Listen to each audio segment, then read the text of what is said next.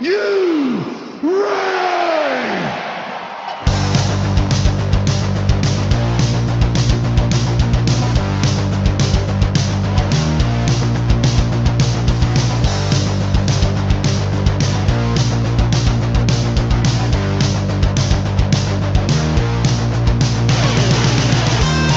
This is the D-Generation cliX podcast.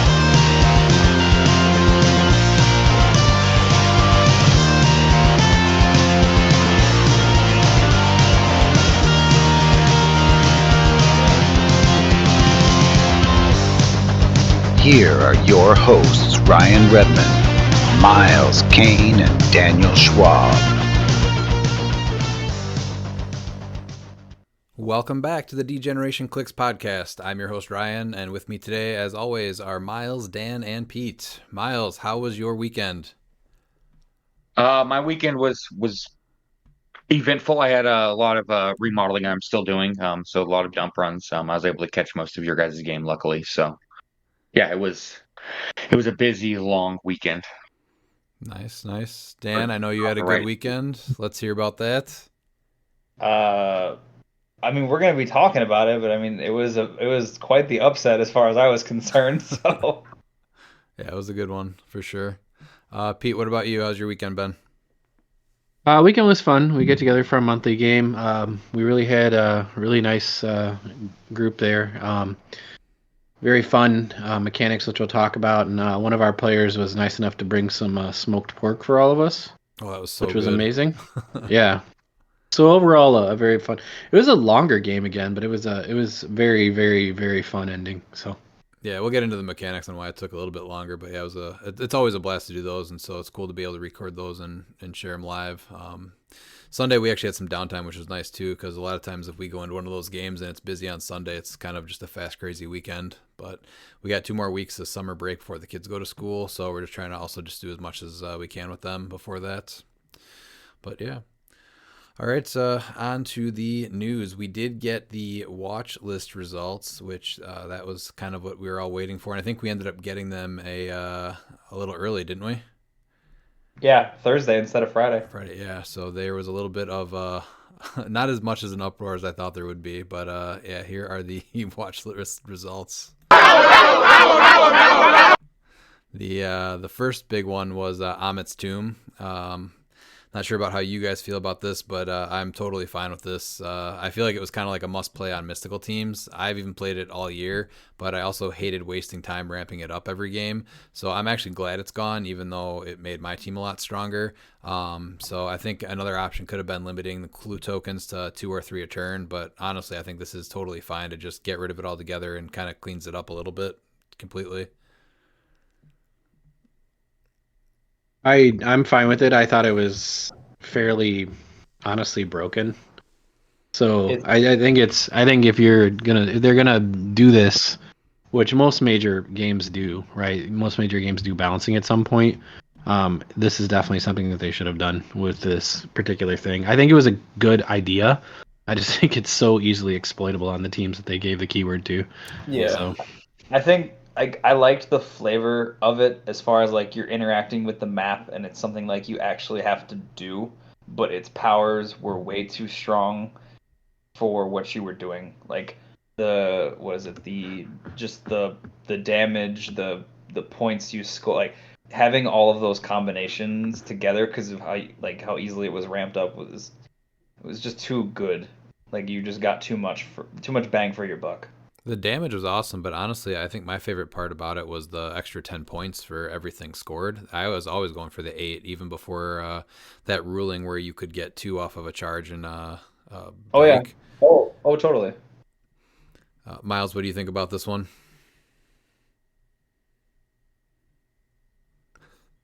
Miles? All right, well, we'll swing back to Miles here. Pete, do you want to bring us into the time breakers? Yeah, so the Deadpool Weapon X016 Timebreakers, they changed the trait, the Panopticon Excursion Platform. I know I didn't say that right. It's probably close. The old was a power action, choose an adjacent character, place the character X squares away from their current square. where X is the number of the time breakers and the time breaker pog adjacent to that character. The new power is once per turn for all characters of this trait. Choose an adjacent single base character. Place that character up to X squares away from their current square with same 2 pieces. I don't play time breakers. I think they're just giving up points pretty easy. I get why they did this change because I think some of this is really to slow down the alpha strike that was associated so hard with like multi-base characters like Kong. Yeah. But I also kind of don't like it. I think one of my issues, I guess, is a lot of times with like things like even con exclusives like PegCap, like is deploying him. Yeah. Exactly. So exactly. I think the single base could have been either single base or like peanut based or however what do they call it now, and gotten rid of colossals. But I don't mind the once per turn for all characters of the trait. So I think honestly they didn't even give this time to show that it was going to be abused, which is probably a good thing. But I think it's a fine fix for anything that just stops like the ridiculous placement across the map, with especially because they're autonomous. Yeah, I think that was the biggest thing. They knew when they nerfed the next piece we're going to talk about that they were like, well, people are going to jump right to this. So I think that's kind of the deal. Is they saw that and they were. I think this was them trying to get in front of it. So yeah, because you could do this for what 25 points with these pieces versus like that, yeah. what you're playing. What you're gonna. I mean, Blackheart's the next piece we're talking about, so that's 50, but it does a little bit more. So I actually completely missed that it said adjacent single-based figure. Yep. Yeah, that's a big deal. Yeah, no, that was huge. Was it there? Yeah, I know a lot of people originally are on complaining Thursday? about it. No. Oh, so they added it Yeah, they They added added that. Yeah. after Thursday when it released. No, that's what the new power was. Once per turn for all characters with this trait, and they also added single base, so it's not choosing adjacent character. It's now choosing adjacent. So both of those things were on there when they sent this out last Thursday. I totally missed that single base thing. I already thought that the other thing, yeah, like you guys were saying, once per turn for all characters with this trait, I thought that was fine too. Does that actually make these guys not super playable then? I guess It hurts a lot because now you're having. I mean, you can't move your 1x2s. You can't move even single base, and it's like, well, TK can do that, but then again, it's still. I mean, done correctly, it's still an autonomous action. So it's almost you can get it even paying 25 points. You're gonna be placing for 3 for 25 points. Yeah, autonomously. A ton of points though, and it's hard to deploy those like colossals and the like the extended base guys. Yeah, I know. That's why I'm glad that there's a figure that is he's ready to see the limelight. Who's that? I think that's Donnie Blaze. I think Donnie Blaze sees a lot more play with the changes to him, to the Timebreakers, and to Blackheart, which we're going to go to next. Now, is this on a Simon Garth team, or is this a different team? He's actually this is a legit team. Okay. I mean, you're placing a character 4 squares away. Yeah, I mean he's mystical. Like he's actually really good. He also does barrier. So yeah. Now, before we get into Blackheart, though, we did not have you here for Amit's Tomb. What is your opinion on the changes to Amit's Tomb? Yeah, I know that Discord on the PC was messing up. I actually agree with it. I think that the only thing that they could have changed would have probably ruined mystery cards. So I think it was just easier to just ban it in all formats, because any change to a Mutt's Tomb, I think, would have had to change mystery cards going forward. Limiting the clue tokens overall? Yeah. I think that'd be an entire thing for mystery cards. I think that this is something that's good to see. I wish that they would have done this a little bit more with what's it called, the mission points, which I guess they technically did in silver. But there's certain things that alternate win conditions, which I think Search for a Mutt's Tomb covers, is there's a very fine line between being not good, competitive, and broken. And there's such a fine line, and normally it's either not good or broken. There's very good competitive alternate win conditions, just because it's just such a fine line. I don't think anyone's really found that fine line yet. Yeah, so I'm fine with it. I definitely agree with that. And the pendulum for those things, at least from what we've seen them make, that pendulum swing doesn't take very much. It goes No. from like, oh, this is bad to like, you can win turn 2 without doing anything, basically. Well, yeah, and it stopped people wanting to generate constructs because, like, now they were 10 points. So everything that was 0 points was 10 points. It's Yep. stacked with Pulse Wave. And so now Porter's doing 3 damage Pulse Wave, 4 damage if you get that tarot card. It also So, yeah. it stacks with Colossus too, because when Colossus hits, if Yep. he's on your team and you have that ramped up, he's now doing 6 damage with his mind control. And it's very easy to get him to work because Ruler and Mystical. I mean, he Yep. has Ruler, and a lot of Rulers have Mystical that he teams with Kong. So, yeah. Oh, Yeah, no, it was just, it was way too powerful. Yeah. They did the right thing. Yeah, I think the easy way was probably the best way, but it was fun for a little bit. But I'm glad it's gone. Like I said, I just am glad that we're not wasting the time ramping it up anymore. So good riddance. Pete, do you want to bring us into Blackheart? I do. Blackheart is unbanned in Pulp. And they really just changed the trait, the Prince of the Underworld. And the old one was a free action. Everybody knows what it is. You choose up to 2 adjacent characters with a monster or mystical keyword. Place Blackheart in a hindering square terrain within range, then place the characters adjacent. And the new one is a power action. You can still place the same characters, but after that, they cannot be given a costed action this turn. So I get it. I do. I don't have a big problem with it. If the goal is to increase engagement and slow down alpha strikes, or at least limit them to, I think it kind of feels to me like they're okay with like a single alpha strike, right? Time breakers is the single base, or like getting a Colossus across the thing.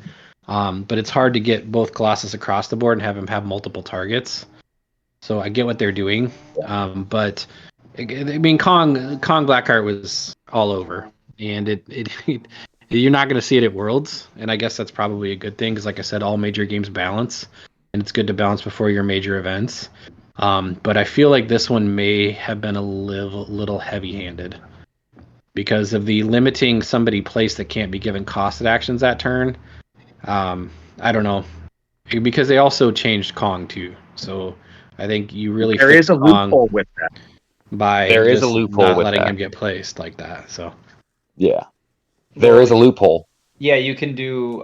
You can obviously anybody does a free attack, but then you could also do. I'm pretty sure like your MOE swaps. Anybody that swaps out can still take advantage of Blackheart because you can place swap to something else, and then you can still do because that's not that character then.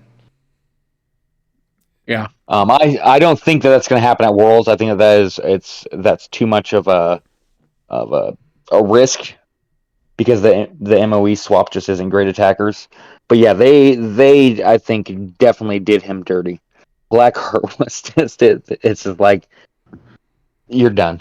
My thought was that he felt like TK but better, but you paid for it, and this now just makes him not that. Like it's just that was my thought. Yeah, because they changed the free to a power. So like that's what hurts the most too. Is that not only is it power, but now those characters can't be given auction. Yeah, cost actions. I would have rather them limit his range, like make it so it's printed or 4 squares or whatever, and just make it so he can only place himself maybe in one character, and make it a power. That's fine because then he can't act, but the person you're sending with him can act. That was I guess what I thought he was just a better version of TK. That was it. Yeah. So when this came down, I immediately went and looked at my team because I was definitely playing Blackheart and 2 Kongs on Monster. And I kind of just basically what I arrived at from just kind of looking at it and playing through stuff out in my head is that really you're just kind of getting your Kongs attacked pretty easily then, for sure. And so I just feel like I may still play Kong, but I'm definitely not playing Blackheart with him because Blackheart was a 50 points of the other team every time. Once you placed, you're like, well, here's 50 points, but I just got 100 points of amazing attacker across the board.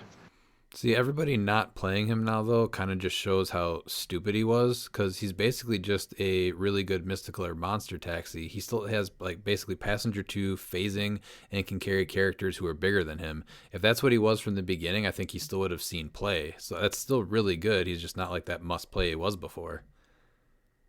I guess. I think don't know. I think he still might get in pulp. You can still place him in pulse wave with him, right? You can still place him and bring the empower with him. No, The place You is can't? power. The Okay. place is power for Yeah, him. the Oh, that's place is right. a power. Yep. Yeah, so I don't know. I don't know how you balance that. I think you either definitely limited his range and just make it a set number. Like you can't perplex it, you can't cheat it with Cathan, and maybe just say you can carry one multi-base character and one standard character. And that would have kind of slowed it down a little bit too, but I don't know. This is the decision, and if this is what they're comfortable with, and this is they're going to be this proactive in the future, then I support the proactiveness of it to keep it keep the game healthy. I agree. I'd rather them be proactive than reactive. So that's fine. Yeah, absolutely. Do you want to take us on to the next one, Dan? Sure. Good old Kong. So his trait, the wrestling dinosaurs and giant insects, it used to read Kong can reduce penetrating damage. Kong deals penetrating damage if he occupies elevated terrain or is attacking one or more characters with flight or colossal. It now reads Kong can reduce penetrating damage dealt by characters of an equal or less point value than himself. So that's the only change they made to him. But now if you're 51 points or greater, you just cut right through his impervious. So as long as you're doing penetrating damage, so he still does everything else that he does. I don't really think this is going to slow him down that much. I think the bigger slowdown is because of Blackheart, but I don't think like he won't be a popular piece to pick because I mean everything now, at least in that I think of that is popular is like if I'm thinking about like the top pieces in like meta play, they're 50 points or less. Except for what like a few oddballs like Colossus, Ghost Rider, Arax. Yeah, but I guess Ghost Rider could deal penetrating to him if he does his penance there. Yeah. But yeah, I mean, it doesn't change the way he plays. No. Post rotation, maybe. Maybe. But yeah, that's. But I mean, you're talking like like Carnage Silver Surfer. Kong will still eat his lunch. Yeah, no, I think he's still very playable. I think there's ways to get him around there. I've already mentioned Donnie Blaze. There's also another character, Kazar, that can get him to where you need to get him to full map if he has Chthon on him. So there's still ways to deploy him that are worth it. Oh yeah, it's just mainly the thing of that. I just don't think I don't think he's gonna slow down as much as people might have thought. Like with this nerf, he's still No, not at all. I think he's still a threat. Yeah. Well, Yeah. pieces immediately stop getting played as soon as they're not as stupid broken as they were in the past. So there's a good chance that he does die. But I mean, he's still great. He just has a couple pieces that he's weak to now. Anything that what King Deadpool and Elsa, like that's a huge one against him now. So making this change to him makes more people playable than where he was at before. Because realistically, what was he weak to before? Just Pegasus Cap and some precision strike. Yeah, Colossus. Talon, strike. Yeah, Colossus. On his Colossus. top click, right? You have to be on your top click with Colossus, though. Right. No. Colossus would just put him 2-stop because he would do 5 damage, but he wouldn't be able to reduce it. He would just take he would just click 3 because impervious only works during attacks. So then he would go to his stop. Exactly. Or if you have trick arrows, they give him acid. Have him drop acid after using the mind control on him to KO him. Or that one. But I said, it's not. It wasn't. No. He wasn't actually able to use his full impervious. He'd still take the 3 damage no matter You're what. going to still see play on my prediction is at least 40 to 50% of teams. I'm just hoping he's not on 90% of all the teams now. and I'm fine with that. I love Kong. I got a little frustrated with this, honestly, because I just think they made a piece that was clearly such an efficient attacker, and then to come back and say that now you can't do this. But there's a lot of other ways where they could have made him like just not even worth looking at, which I'm glad they didn't do that. Because this falls to me under the 50-point efficient attacker that dominates the meta for a while, like Sky Tyrant, like Saki Iron Man, like Carnage Silver Surfer. Yeah. These are things that they should have addressed a little more aggressively, in my opinion, and so now they're doing it. And I still think that Kong is he's still great for 50 points. He's just not broken for 50 points. He's not the attacker for 50 points. Right. So he is Right. Kong, though. Do you think that he really should have even had a 50-point line in the first place, or do you think his lowest one should have been 100? Because it seems like he should have been really good and higher points. It could have been 75, maybe. I don't know. Like, I'm fine. Well, if Kong was unique, like he should have been, because I mean that's the whole entire premise of the story for people that know. Like he's the last of his kind. I'm totally fine with him being 50 points and playable as a unique, because it's, you know, I want to be able to put Kong on teams with other figures, because I mean I'm a huge King Kong stan. So yeah, the more chances and more diverse team builds that I could do with Kong, the better. But I tend to agree that 100 points is probably where he should have been at, because his 50 points is just, yeah. But on the other hand too, is that he's a 50 points very effective attacker that everybody can afford, and so no one can say that this is your pay to win where you're paying $200 for 50-point surfer. So instead, you're able to pay $30 and you get your main attacker for 50 points. So now that argument of pay to win goes out the window. I think he's fine at 50. I think making him unique would have been a really good solution too, honestly. I like that they did add this though, because now that he does have pieces that he's weak to, so it makes more pieces playable, because he's still a crazy good attacker. He's still going to be on teams. He's not bad. No. Agree. Yeah. Miles, you want to bring us to the next one? Yes, this is actually something that I was very, very passionate and adamant about leading up to the Rock Cup, how I thought that she should have worked. It is Poison Ivy, the Roses Are Red Iconics. The old one was for growing over Gotham.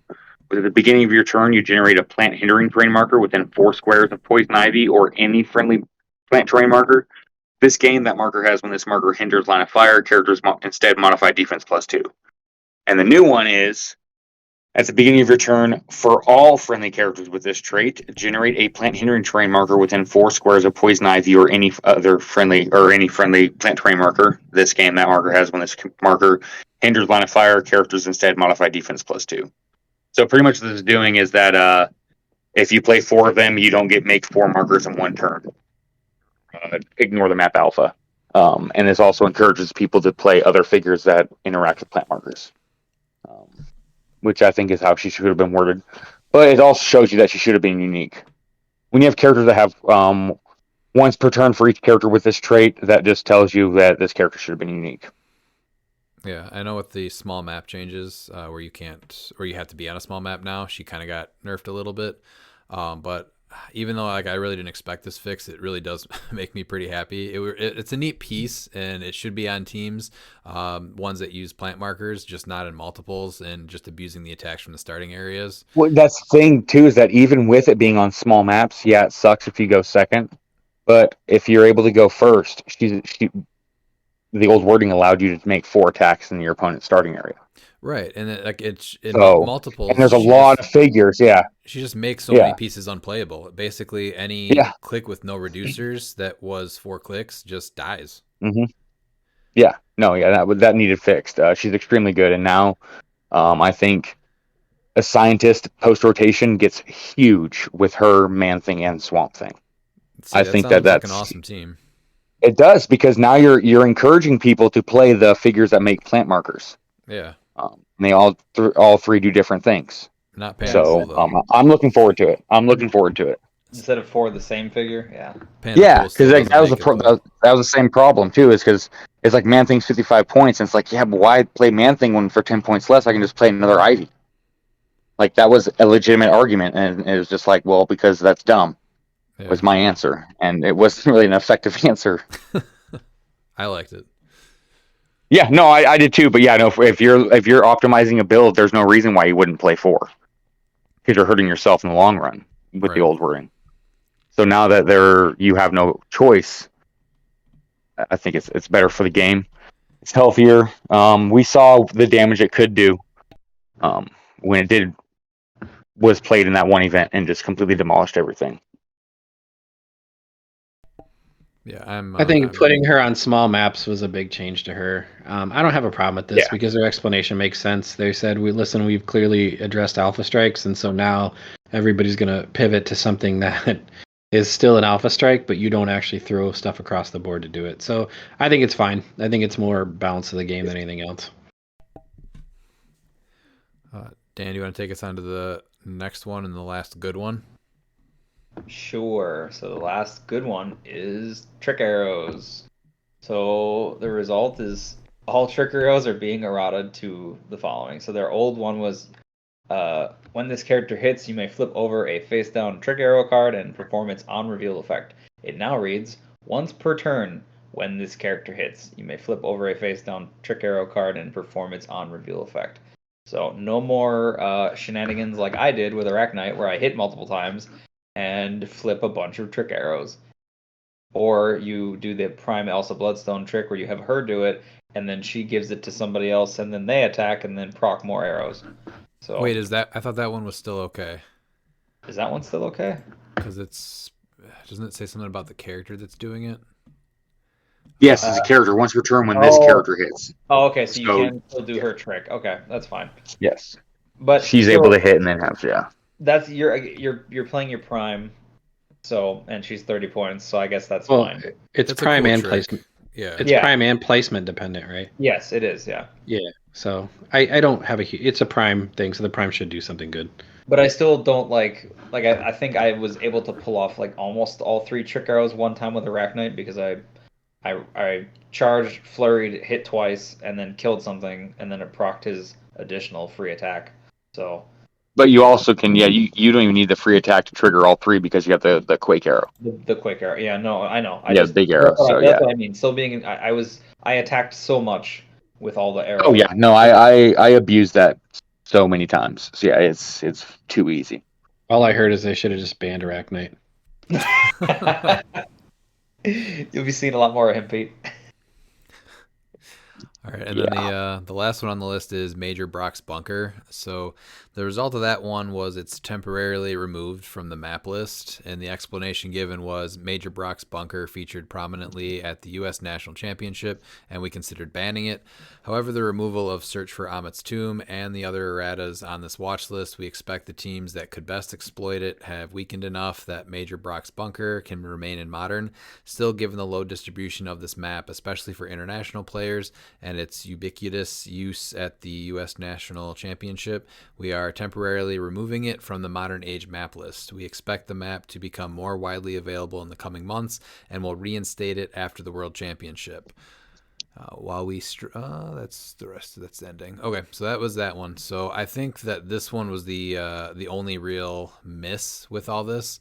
My opinion on this one is that it's a prize map, so it should be limited. It was available at Rock Cup, and it's been in the Winamap kits for a little bit now. Those Winamap kits, they ship internationally, and so it really comes down to stores not running the events for them to get them into the hand of players, and players not getting their stores to order these kits to get the maps so that they can play for them.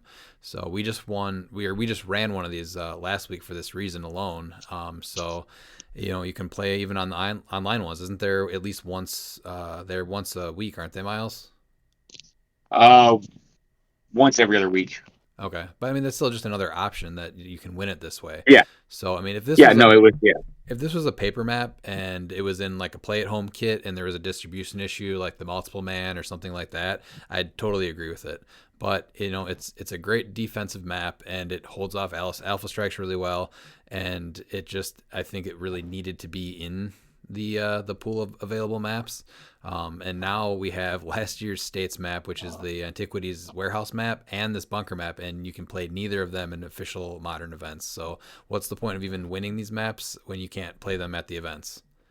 So the only thing needs to be fixed are the stairs on the Bunker map, so they're on the right side of the elevation. That's what needs to be fixed on the map. No, that map absolutely is huge at going second and having a better chance of winning. I think like that's it's needed for small maps. Like you need to be able to survive alpha strikes. You need to be able to win being player 2. And we need maps like these. And I'm not quite sure Bloodstone Maze or Daily Bugle is going to be good enough to replace it for Worlds. I guess we'll see when the numbers come out. At least from But I what mean, I played on, yeah. it felt like it worked pretty well as far as like deterring the alpha. Yeah, it was nowhere. I know people are trying to compare it to Morlock tunnels, and it's by no means anywhere near the Morlock No. tunnels. I'm not trying. It's not Morlock tunnels. It's not underground, and it's not King's Tomb. That they're not the same. No, yeah, and the cool thing too is that you can choose to start the map if you're player one, on the sides, so that way you're not on all elevated, and your opponent's not on all elevated. Well, So I mean, there's the big thing with that one too is that you need to be off of. There's like you can huddle in a corner basically with that map on one of the sides, Yeah. but that's only if you start on the like if you're on the down elevation and they're on the up elevation. So yeah, I had to learn that because I didn't know that about that map. So but yeah, if you're going first and you're on bunker, you just flip it to sideways so that everybody starts on elevated. yeah, no, it's completely fine, and it just allowed teams that normally couldn't survive an alpha to survive an alpha. Because like not every team is built with an alpha. Now I know they say, well, you're not going to win a tournament with that, but I'm not going to discourage people from playing what they want to play in competitive, because I think some teams are competitively good without an alpha strike, and maps like that is needed If you're for playing those teams to be if you're good. playing a control team, you can probably survive an alpha. You So just have to build a good defense, and that's it. And Yeah. I think obviously things change a little bit with the Kong and Blackheart thing. So Yeah, that does change, and the timebreaker not being able to place a lot of things because the Phoenix Sentinel's been looked at, and so I know timebreaker hurts that. yeah, So- which Nice use of the word ubiquitous, though. Whoever wrote that, I mean, my compliments. That was wonderful. I agree. I didn't have a huge problem with the map, and I hate seeing it. Like I hate playing against it. But I think it's important for people to have that option. I have one, and it's just not my thing that I'm trying to do most of the time. So I guess it's good competitive balance for international players. So if that's Yeah. really the intent, sure. If it comes back, even better. But I didn't. This was one I wasn't 100% sold on. This is when WizKids gets a hold of Howard, and Howard makes a announcement saying that he will have the maps available for players that have with ID that are international that didn't have a chance at this map. yeah, That's how you solve it and bring the map back. yeah. I think, just put it on gamer mats and let people buy it if it's going to be that big of an issue. I think this is just fix the stairs. But I There think you it's go. Yeah, a really good map. that map is extremely huge for my team. Now, granted, I'll be able to survive because my teams aren't just one trick ponies. I'm able to, I can usually work with what I got. But that map was huge at allowing me to go against the meta and win games. Yeah, it was so a big. the biggest thing they need to do is they said that it's a temp ban. They need to be proactive, and as soon as Worlds rotates around and we're done, then they need to come out and make a statement. Hey, we're unbanning the map. Here's when it's legal again, and give us a date. I think that's the biggest thing they need to do post Worlds is get right out in front of it and go, hey, we know that people want to play this map, blah blah. Even if they start doing it as prizing for like if they want to do if they're doing more of their events like with WizKids and they want to hey we're gonna make this a prize like part of the prize pool or something. I don't if that's whatever they want to do to make it more available, but they These need to put maps it back. are printed. Literally, all you have to do is message The Rock and get a Winamap kit, and your store can get these. So they're not that limited. You just have to win them because they're a prize map. Yep. Well, and there's some people that if there's locals, if there's 4 or 5 people, they order 5 kits. Okay. And they play the tournaments, and that way their entire local group. I mean, there's ways around it. It's not finding a loophole. You're still investing money and you're supporting The Rock, but you're also playing the tournament. So I mean, there is a way. And I know people think that the kits are expensive.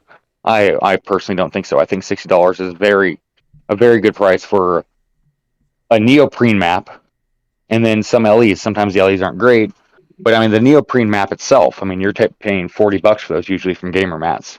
I mean they're high quality maps. Yeah, I think they're like 35 now, even of the small ones, right? Yeah. Listen, send it back to printing, fix the ladders, and call it the ubiquitous bunker. Antiquity's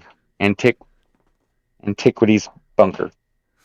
Just put them there. And then, you know what? And I also want to see Antiquities Warehouse. I know that there's some logistic reasons why they don't want to make it legal, but please, come on. That was, Again, yeah, you know, I it was want a to, map to win, so I think that should yeah. be fine. I don't know. I like that one too a lot. So, all right. Well, those are all of the win watch list results. So those were not active though for Canadian nationals that happened this weekend. So we do have the top 8 builds for that. So this is going off of the original rules with all of these in mind. So nothing has been changed with these. So you're probably gonna see a lot of stuff here that you have seen in the last few weeks of events, also like Gen Con and all that. So first one here, taking 8th place was Aja Besler. It was Camo with the Muramasa Blade, the 002, the one that if you roll 1 through 3, you can't use defense powers. So obviously that one's good on Kong, Kong. And then King Deadpool and Elsa Bloodstone with the trick arrows, Carnage Silver Surfer with Avatar of Towerette, Blackheart, and then the white shirt Scott Porter with the Sinestro Core Ring, and sideline was Scrappy Doo, War Machine, Towerette, Cathan, and Search for Amit's Tomb, and Bloodstone Maze, Amistad Yurt, and Daily Bugle Press Room. So no bunker map and no barrel. But I think King Deadpool and Elsa Bloodstone, I think you're going to see not just here. I think they're going to blow up pretty big in at Worlds coming up here.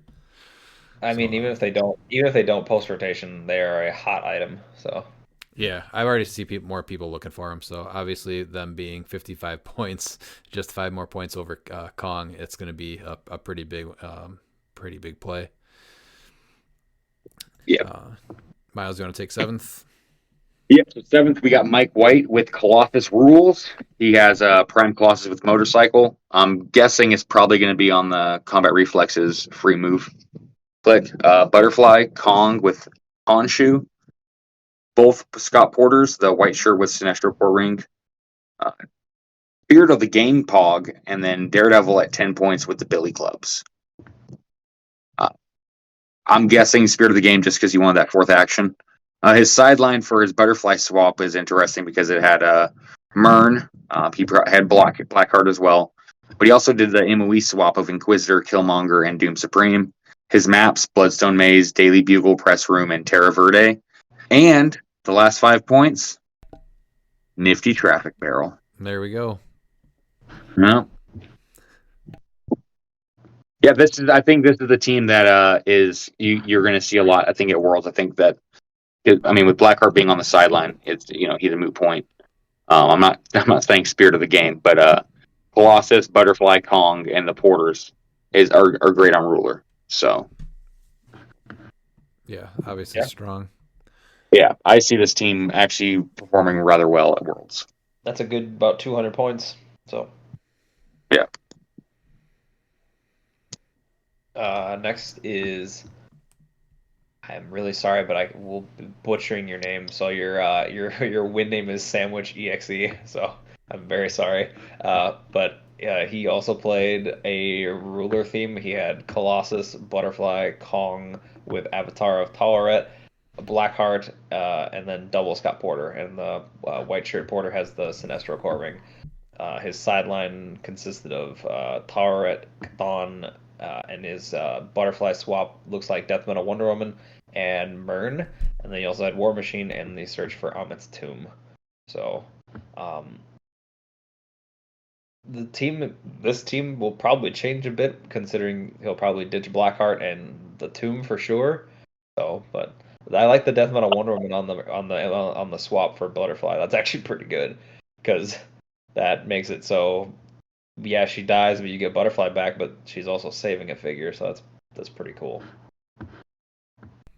I'm kind of surprised that Towerette's on Kong here though over Khonshu or Amit. Might have only had what he had available. I don't know. That might be the only reason. I don't know. Yeah. I mean, outwit access is always good, right? Like he doesn't really have any other form of outwit on his team, so. Right. I mean, it's not too bad too. I mean, if he didn't have Cathan on Kong, Yeah. taking a power action to heal and then being able to attack isn't too bad. Wait, what do you mean take a power action to heal? mean, The off the- support. You get support Yeah. from Tower. Right? Yes. Yeah, from Tower Ret. Support now wit. You're healing what, Colossus? Then you mean? Yeah. Yeah, I or- guess. Yeah, or you'd take whatever. an action to heal Colossus, and then you'd be able to charge Quake. Okay. I mean, yeah, I'm not saying it's it's going to be preferred, but I mean it gives something different, Right. And I mean, Kong as a medic just is hilarious. Yeah. He usually has blonde women, wrap up his hands. So, It makes about as much sense as that. but then again, Wolverine. Tower Ret, you can have actually, you can say, well, Tower Ret actually is Andaro, so that's who's doing the support. So I do, I do like that. It can come into Yeah, play. the more with that I think about it, I like sure, that. Yeah. Oh yeah, the outwit is huge for Kong. Yeah. Next up is Devin Owens. I actually really liked this team when I first saw it. I was like, oh, this is kind of cool. It won't be as good because Calendar Man is not very good on odd month holidays or odd month months. So Yeah, then odd days. Yeah. yeah. So he was a Thunderbolt theme. So he has Prime Wonder Woman with both the belt and the ring. Mern with trick arrows, which I thought was interesting. Mern is your what is he? Spy? Yeah, spy. Because you're getting it. Well, Wonder Woman also, I guess, it's soldier too. So Calendar Man with the pumpkin bombs because he can use what is that? That EE, yeah, EE, and deals pen damage when he uses it on the game's on a Sunday, Monday, or Tuesday, or Wednesday. That's so weird. And then Allegra De Fontaine, and then double Scott Porter. The White Shirt Porter had the Sinestro core ring again, and then Moonstone with the Avatar of Khonshu. That's kind of cool. Like big old super taxi for 25 points. Passenger 3, phasing, stealth. Not bad. And then the sideline for looks like you had Amanda Waller, War Machine, Khonshu, Chthon, Scrappy, and the Murder in City Enduring. He also had the bunker, but he did not have the traffic barrel. So Yeah, very neat team to make a top 8 with and get the Thunderbolts theme on it. I like it. yeah, it's cool. Like I said, it'll unfortunately be worse because Calendar Man won't be as good next month. But Such a weird gimmick. it is very weird. But he's really good on your even months. So Yeah. That makes him interesting because he's very meta on even months. So come the Rock Cup, I think that you can, or not the Rock Cup, but the Silver States in October. All of a sudden, Calendar Man's back at it. It's like no matter how overpowered he is, they can ask for an errata, and it's like, well, it's once, it's every other month, so it's fine. Well, he can only get errata in January's and March's. That's it. Yeah. Yep. So, yeah, I mean, I like it. This is something completely different, but that's pretty cool. Yeah, I like this one for sure. You lose a lot of it post rotation, unfortunately, but that's just how it goes. Pete, do you want to take us on to fourth? Fourth place is the appropriate name of Kongers by Louis Mark Dion. And they had Kong with Avatar of Khonshu, Kong with Avatar of Amit, Mern with a motorcycle. I know Miles is happy now. Blackheart with an Indigo Tri-Bring, Porter with the Sinestro core, the other Porter. Sideline was Amit, Khonshu, Chthon, Search for Amit's Tomb, Maps for Terra Verde, Monster Island, Bloodstone Maze. And the objects, there's a distinct lack of a traffic barrel. So good for you, Kongers. Congratulations. You had 295 points, and you didn't put on that trash barrel. And that, my friend, is why you finished in the top 4. I bet you that he probably did have the barrel. It's just not placed if it's 295 points. I can almost bet you. 5 on the dot. He probably Yeah. had it and then forgot the actual piece at home, so he had to change it at the last minute. Well, we will never know, and their success cannot be denied. I'm gonna find I out. think that's why he ended up in fourth place. Eventually. Negativity in here tonight. This is a No, team I'm that just, I honestly just probably would barrel leave. have that would have Yeah. honestly smashed a lot of teams. I think, but is this team? I don't know if there's a team that gets hurt more by the erratas than this team right here. Honestly, Yeah, because I mean, but before all the erratas, I think this team honestly just smashes most of the teams. but this is a perfect example of why the errata was needed. Yeah. Because again, it doesn't look like much, and like, oh yeah, I forgot, Blackheart can move both Kongs all the way across the map. So Yeah, I'm sure this one was fun to play. I even like the Blackheart Indigo Ring interaction because I think that's cool. Like, cause it's like, oh yeah, he does have empower. That's actually pretty dope because you just poof, and then he's like, hey, I can make you better. So that's, but you won't be doing that anymore. Well, Indigo's support. Yeah, I was gonna say Indigo is not the empowering. Oh, I thought it was the blue ring. Oops, Blue ring. my bad. I was like, oh, that's cool. And they made use of his empower. That's dope. a lot of people do. I know Dan Powell did when he won the Illinois event. He did have the blue ring on Blackheart, so he could just be carried. Miles, you want to take us on to Lucas? Yep, it's Kevin's world, and we just live in it. This is Lucas Van Holland. He played my girl Titania, who is an amazing piece. Double Kong, one with Khonshu, one with Amit. Kevin with Taweret. And then you have Scott Porter's, then the white shirt with Sinestro Ring. He had all three gods on the sideline. Search for Romet's Tomb, Prime of Zoruman, and Scrappy. His maps were Terra Verde, Major Brock's Bunker, and Bloodstone Maze. And look at that. His last 5 points is Nifty Traffic Barrel. Amazing. I bet that came to be quite a lot. Yeah. I think it's actually really, really good to give Taweret to Kevin. Like, I know he already has access to Outwit and support. Yeah, but then you don't have to spin him to that. You just keep him on leadership, prob, or perplex. Yeah, that's great. Fine. Yeah, so then he ignores everything. So yeah, I think it's extremely good. It's good to see that someone finally proved that Titania was playable pre-errata, something that I've been trying to preach, and I think all of us have been preaching that Titania is just extremely good. Yeah, I don't think she see as much play, but I still think she's a good piece, regardless. Because is she a perfect example of why Major Brock's Bunker is a good map to have? Because she's slow, and she can be a bit of a glass cannon. Like, I mean, she's only got 8 speed. Yeah, she can go through blocking, which is very good, especially if you're playing on the bunker. But you can't if someone's playing the Nifty Traffic Barrel. Yes, that is very accurate. Well, the good news is if you're playing against Pete, you can run through all the barrier you want because he won't play it. Refuses. I don't have room for it most of the time. My teams are so solid, 300 points.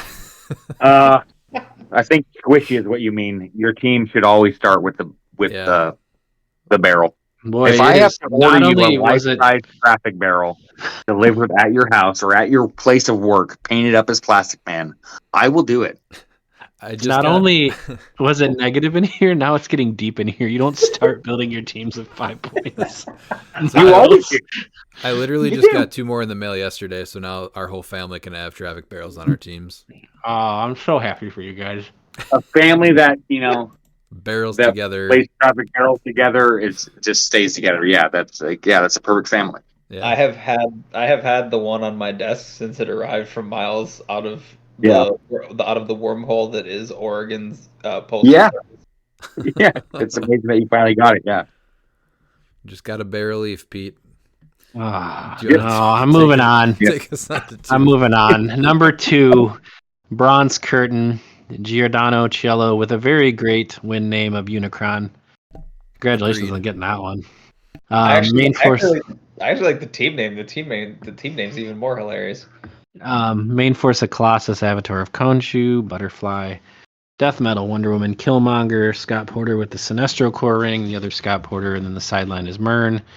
Khonshu, Scrappy Doo, and then for his MOE swaps, the Inquisitor, Ghost Goblin, Kid Thanos, Maps for Bloodstone Maze, Monster Island, Daily Bugle Press Room, and look at that, no barrel. I wonder if that might have caused him to lose the finals. I guess we'll have to look at the next team. Oh boy! Spoiler alert. Oh man, you're so lucky that piece of shit piece is on the winning team. I don't know. This kind of. I feel like this is basically what you're looking to play, Peter. This feels like a very Pete team, honestly. But second place team though is really good. I could definitely see this team at Worlds also for sure. So even after the changes, does this get affected at all? No. No. So I don't think no. Not at all. No, Alright. I this is didn't a even good- have the good map. team. Nothing.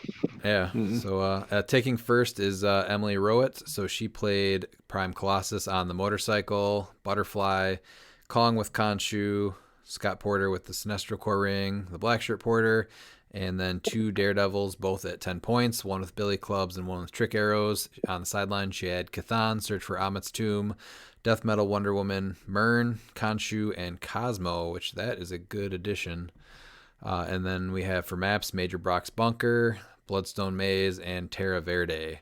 And then objects, Nifty Traffic Barrel. So I just saying, want you know. to. I just want to say congratulations, to Emily. I know she's won this now twice in the last couple of years, right? Yep, the Years. first 2-time Canadian national champion. Yeah, and I mean, obviously, she's an amazing player. So great job. I'm not. I got nothing else to say about the Traffic Barrel I haven't already said. But this is a very cool team. So Apparently, she put the motorcycle on Colossus, but she picked the charge and super senses a lot, was what I heard. So okay. And from what I gathered too, is that she said she never brought out Myrn. She always brought in Death Metal Wonder Woman for Butterfly. I mean, it's not like she's a bad option. So No. Yeah, it depends on what other pieces. I mean, based off of her matchups and those keywords, that probably made a lot of sense, right? Yeah. Yeah. But yeah, congrats to Emily, who is now your 2-time Canadian national champion. Congrats.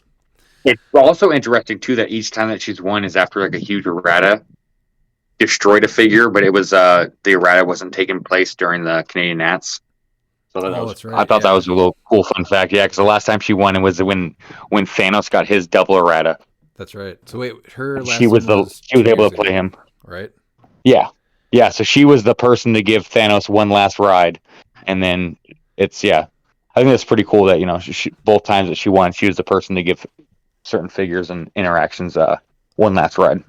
No, absolutely. Yeah, very cool. All right, we're gonna wrap up our Masters of Time set review with the legacy cards. So Miles, do you want to start with Cosmic Boy? Yeah, so I'm actually a huge fan of Cosmic Boy, the character himself. He's actually one of my favorite Legionnaires. I know that this one's gonna get a lot of crap, but I actually do Yes. I do like him. Am I gonna play him in competitive? Probably.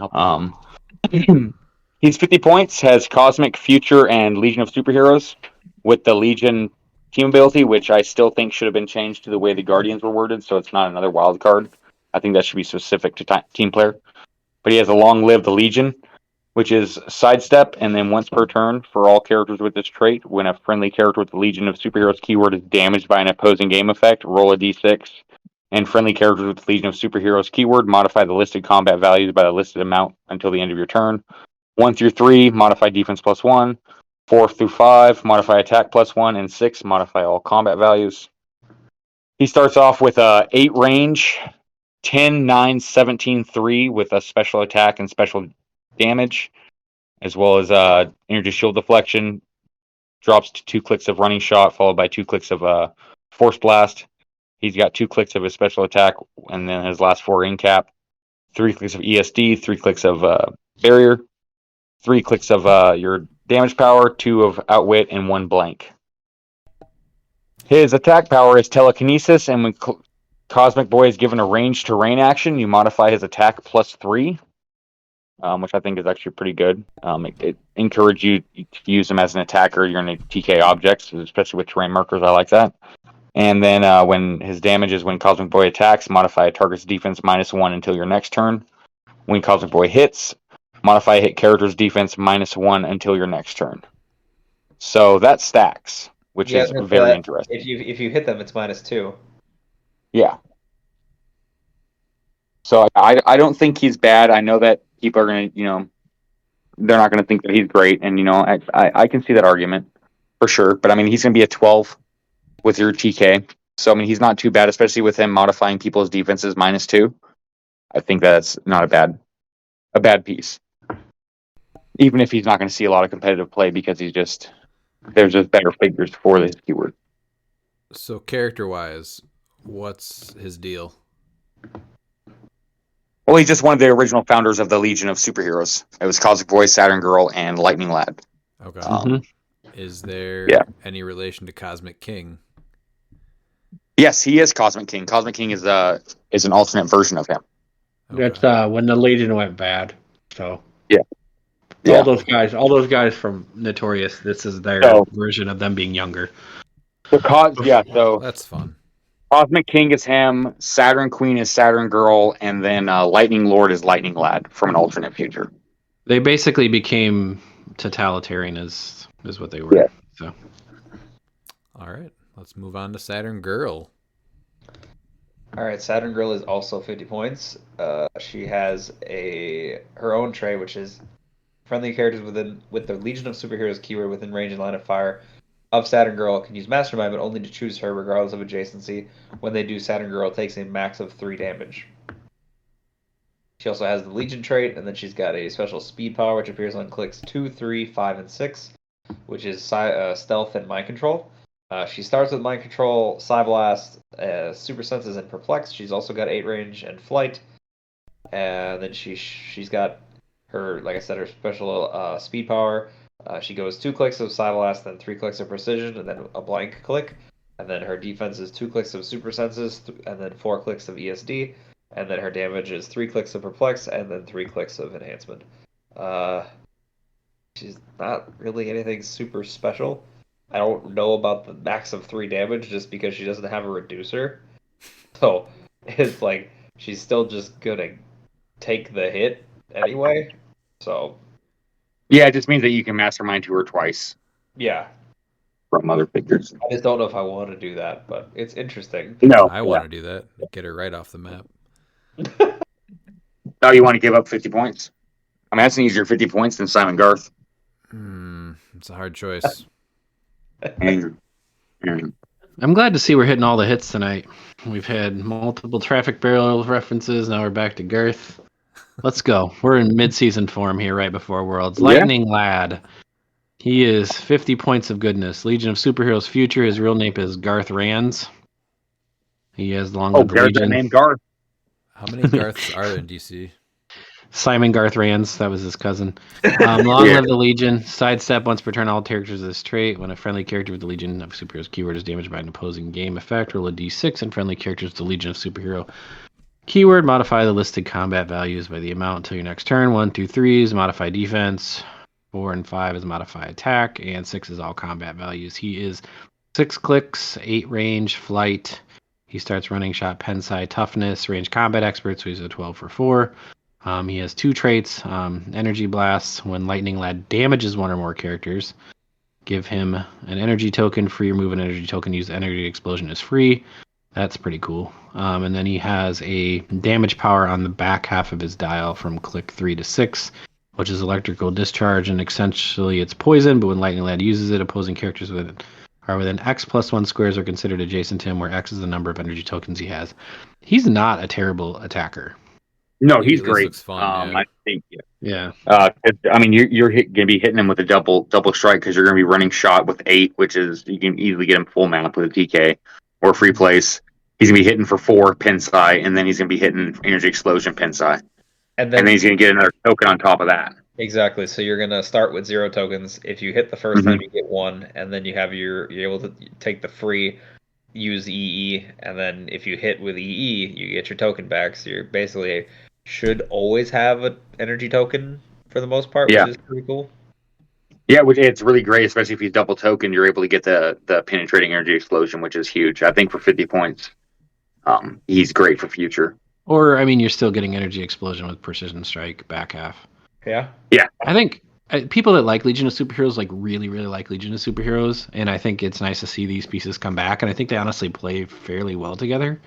They're not meta, but they're super fun. And it's 150 points, and you got another guy coming up, 180, which is pretty reasonable start to a team, and you can dig through and find some other Legion of Superheroes. So, yeah. He looks, definitely like the most fun of all 3, I think, but I'm not super familiar with the team, obviously. Well, we'll have to go to story time one of these days. Sure. I bet you all of it would love for you to watch the Legion of Superheroes cartoon with him, and I think you'd you'd enjoy it. I'm busy that day. Next, we have Amethyst. She's got Cosmic Energy and the Mystics team ability. She has Gem World, Justice League Dark, Young Justice, Mystical, and Ruler keywords. She has a trait, Portal to the Gem World, Force Blast, Phasing Teleport. Another trait, Princess of Gem World, Close Combat Expert, Leadership, and friendly characters with the Young Justice keyword have Mystics TA. And then a third trait, Gem Constructs. Power, generate up to 2 blocking terrain markers into squares within 4 squares in line of fire. Then, if 6 or more blocking terrain markers Amethyst generated are on the map, remove any 2 of her blocking terrain markers from the map or from the game. She's 50 points, no range. Within 4 squares in line of fire. Okay, so that still works. Her first click starts with Sidestep, 10 attack, 17 defense, and 2 empower. And then, so Sidestep, Precision Strike, Invincible on her top dial, any damage, and she goes to a Charge, Blades, Invincible, Empower. I think what makes her different is that she basically has Barrier for 2 blocking terrain markers that stay on the map, which I think is actually pretty neat. I don't know if that makes her playable, but it is kind of a... No one else does Gem that, World, right? I'm still thrown off by Gem World because she's the only character with Gem World. Yeah. They've actually made 2 other versions of her with that keyword, and I guess she's the only one that lives in Gem World because no one else is coming. Yeah, it's weird. Well, I mean, she does do a lot for 50, or I guess she's got a lot of powers for 50, right? So she's got CC, she's got leadership, she's got force blast, she's got phasing. I mean, she gives out mystics for certain people. I think we got some Young Justice people in the main set, so that should help. We a did bit. get an OP kit too. Okay. Yeah. And I mean, and she's power cosmic and mystics, so The problem with decently hard. these legacy cards though is like the values are just so low. So to take advantage of her empower, you're bringing her close to the fight. I guess she's leadership too, but you know they die so fast. I do like that power action though, where you generate where you generate the blocking terrain markers that stay on the map. That I do like a lot. So I don't think she's doing too much, but she's fun. This is one that I might seek out because I do not have her. I don't think. I think she's unique. Yeah. I don't know. I mean, there's been some really bad legacy cards. This is not one of them. This could be much worse. Yeah. We're talking Yusu Storm version 1. Miles, going to move on to the next one. Yeah, we got Matter Eater Lad, which is one of the most interesting sculpts. I'm glad they decided to pick this character. I was a little iffy at first because the only thing that showed was he had the Long Live the Legion trait. He has improved movement blocking, Legion of Superheroes Future, Politician, and Spy with the Legion's team ability. He's at 8'9", 16'2", 0 range for 30 points with Exploit. In his last 3 clicks, it's 9 attack throughout. He's only 4 clicks long as Steel Energy. He has 2 traits, though, and I think this is actually what makes him playable. First one's Stealth and Super Senses, and his second trait is Poison. // free, choose a square Matter Eater Lad occupies or is adjacent to. Remove any non-debris terrain markers in that square from the game. And then he also has a free, choose an adjacent equipped opposing character, and remove their equipment from the game. I love him for 30 points. Those 2 traits made him playable. I was like, why, if they doing this figure, they have to do something. For 30 points, that's awesome. Yeah. I mean, you're immediately giving that 30 points to somebody else, probably, but you're changing a piece, right? Oh, potentially, but he has a rollout. You're getting rid of equipment. So, yeah, that's huge. But you're exchanging what, 10 points, 5 points for 30. But I guess that could be huge in the right connotation. So well, and the rollout gives him at least a little bit. Mm-hmm. So I mean, I like him. I think he's cool. I don't dislike him. I think he's really unique, and I like that about him. You put him, and thankfully he's not 50 points. So yeah. Put him next to Colossus, and he just eats his motorcycle, and that's 15 points that you're up now. And Colossus is not as good. Yeah, because now Colossus, I know Colossus has to hit him, but now you have that, 33% chance to have him miss. Yeah. And like, Miles, how not for that nothing, would suck. he's politician, Miles. I was gonna say, Yeah, no, he's got I'm the just favorite keyword of politician. yeah, politician. That's the future. Like it's making cut at Worlds. It's not making cut at Worlds. Okay, You've heard it here it first. is. I know the Like, team. It is It's making not cut at Worlds. It's not making cut at Worlds. I know the team. It's not going making- to make cuts. It's going to make top 32. Okay, Okay, it's I- going to. It's not My question of cut was like the first day, like they got into Worlds, or you said top 32 though. Politician is Yeah, going to no, sign that's up what I'm for saying. Worlds. Yes. There will be a picture of somebody that's going to have a top hat photoshopped onto him as a politician All right. in the top 32 builds. Okay. It's too bad this set wasn't legal for Worlds then, because this guy could have been on that team. He 100% would have. I would have Yeah, argued. That would have told them changed why it was the good. whole. That would have changed the whole makeup. So the only of thing Worlds. worrisome now, though, is it's I think the team's solid. I'm a little bit worried about the pilot, but I think with the right coaching, I think I can get to top 32. All right. Well, I'm rooting for him. Yes. Dan, do you want to go to White Witch? I did have one question before we move on here, but he can't get rid of like the traffic barrel, right? Because it's not a No, marker. it has to be equipped. It has to be Yeah. equipped. No. The terrain marker, yes, he can. Oh, he can. I was thinking if the traffic barrel's on the Yes. ground, he can make it disappear. Yes. There you go, Yes. Pete. There's your reason to run this guy just for that. You could just quake that stupid thing. I'm not that worried about it. Oh, okay. I'm just trying to get No, you you know what's cooler than quaking because everybody else can do that?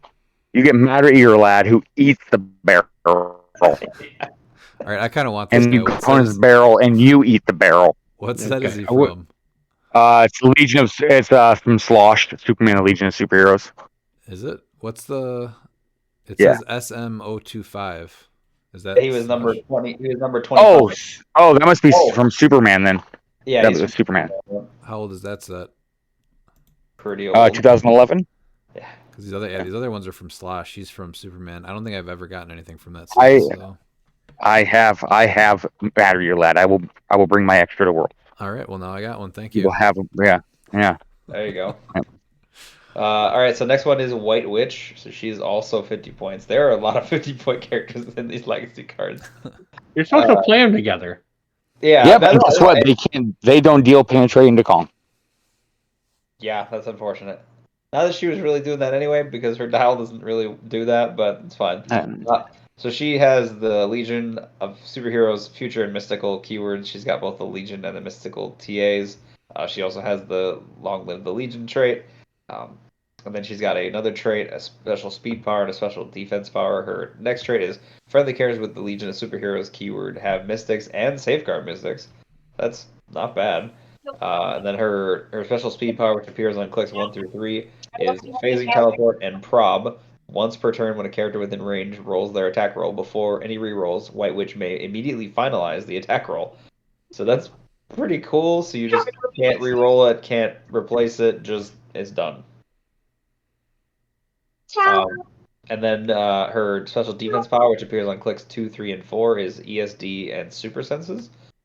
That's kind of sucky because her first click has Super Senses, or sorry, ESD, but at least has Shape Change, so I guess she at least starts with a rollout. So she has the 3 clicks of her special speed power, and then 3 clicks of phasing.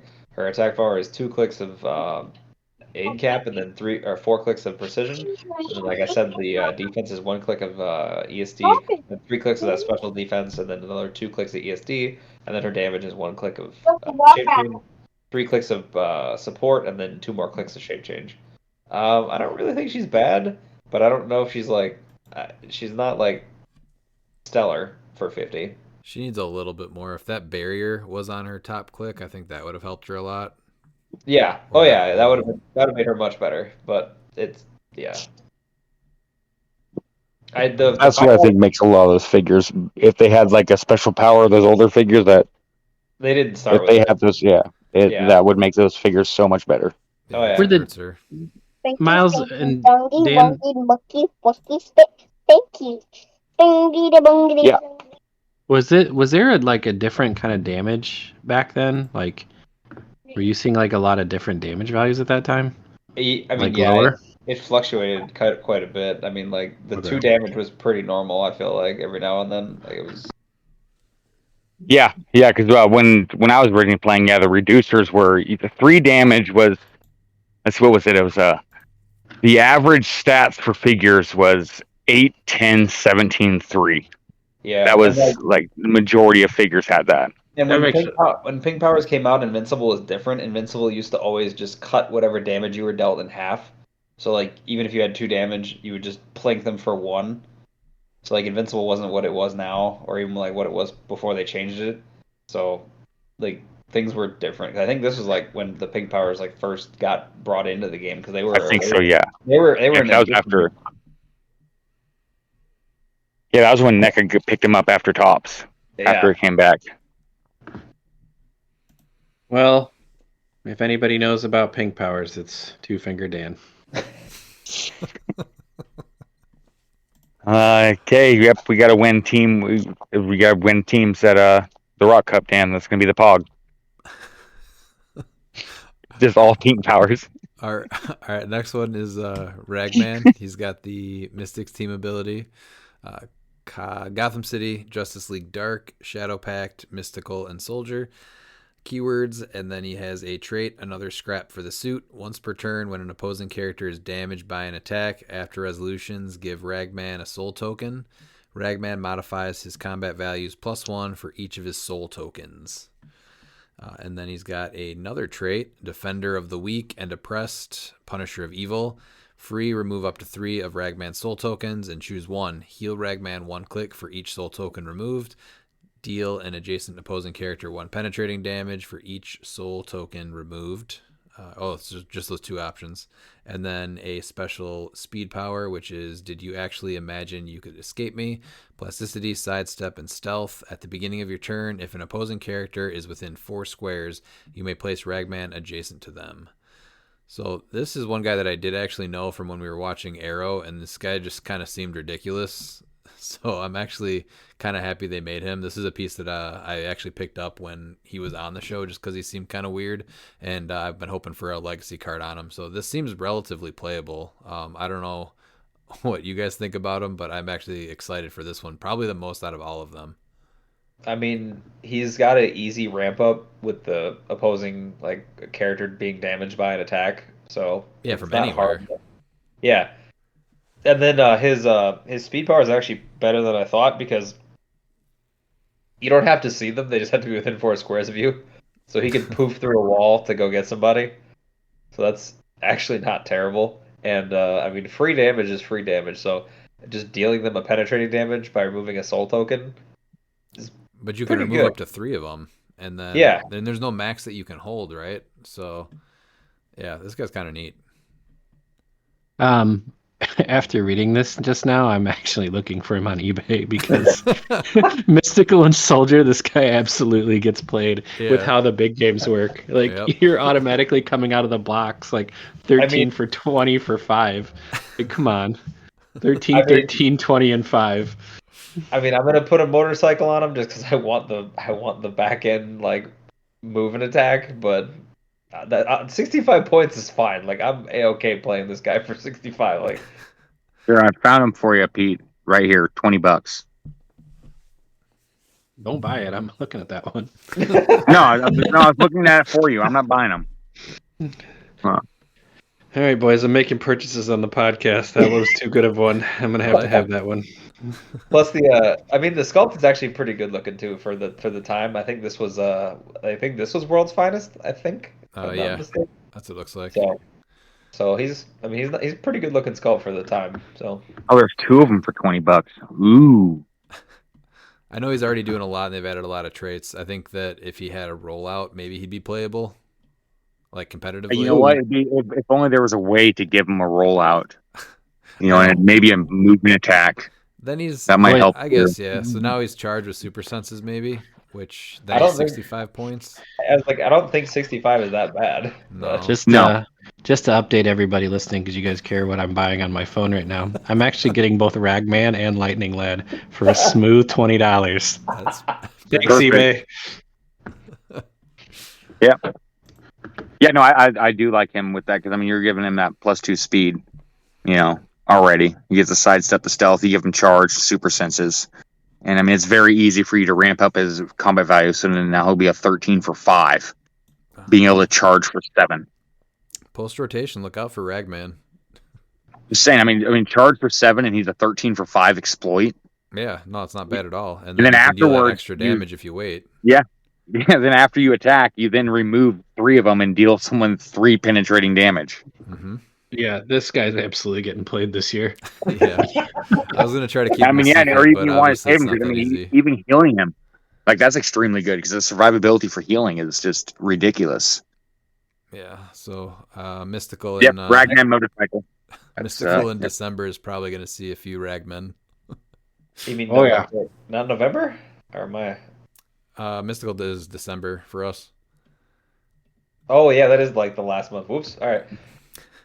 Well, Right. and I got him for a smooth $20 for 2 characters, so I'm happy. That's pretty good. Get Next get up him is now, Vigilante. folks, because he's gonna up in value. But this Yep. next guy looks like the kind of guy who loses to Aquaman in an arm wrestling contest. Dan, do you want to take him? I mean, not anymore because I don't want to not really anymore. If he's gonna lose the Aquaman, that's terrible. You Wow. should you. All right, I see where your loyalties lie, Dan. I see That where your was- loyalties lie. Yeah. No, I'm just saying I know where to put my money on, but this makes me less interested in talking about him. Wow. No Huh. support. Nope, Wow, I'm still not clear where you're putting your money, Dan. That was a very vague statement. I am putting my money on Arthur Curry all day, every day.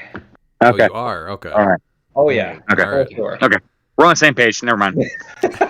Continue. But Vigilante here, he is 30 points. He's got Justice League, 7 soldiers, marksman, and past. He has. They give him hyper time. They did. So he's got hyper time and JLA. He's got 2 traits: a special attack power and a special damage power. His first one is flight. Passenger 2 toughness is his first trait. His second trait is the quick draw trait.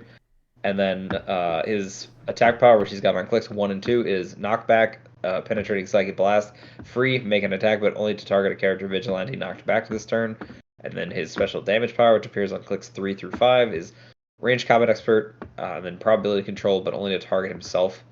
So he starts with running shot, the attack power, and then willpower or super senses, and then he shifts to sidestep, no attack power, but either super senses or willpower, and then the damage power. I don't hate this for 30 points, but he I is think he's great for 30. I think he's great for 30. blast cannon. Like he's getting hit, and he's probably gonna die. Yeah, but he's I like- also only 30 points. Yeah. I like that his attack power is named Guitar Shot. Yeah. Yes, it makes me want to make him into Jeff Jarrett. Mhm. So Yeah, I like slap him. that. I think I like he him. might see play post rotation just because I mean a 30-point Yeah, passenger. well, I mean, past marksman, so he's going to be able Marksman, to be given the the the arrows for free. I think past. I think there's a place for him in past, especially as a decent secondary attacker for 30 points. Absolutely. even And also that Justice that League? marksman team up card for Green Arrow. Oh yeah, It's an extra Yes. free attack if he knocks somebody back too. So another chance Oh, yeah. to get that to go off. Marksman, I think, might Back- have a team after rotation. yeah, Back to eBay. Oh, I actually have this one. Yeah, you know Never you mind. have it. You've Oh, yeah. He never should mind. nail you. You guys should know- have a few of them. I was gonna say you should have this guy, Pete. If you don't, I'll be upset. No, okay. Back off of eBay. Thank God it was getting expensive here. Well, you might want to get back on eBay for this guy, Pete, because I know you want to talk about him. Oh, I already ordered him. And that was what we were talking earlier. This is Tim Hunter. He's Justice League Dark Future and Mystical. His real name is Tim Hunter. No aliases. Destiny is on my side. Probability control. Tim Hunter can use it twice per turn when it's not your turn. So you got a nice little defensive thing there. He's 6 range. He's only 4 clicks, but his last click is a very cool not stop, but just go to immune. And so it's the greatest sorcerer. When this click is first revealed, Tim Hunter gains immune until your next turn. You gain power cosmic, you gain mystics, you get flight, you get improved targeting, hindering, and characters, pensai, and you have safeguard mystics.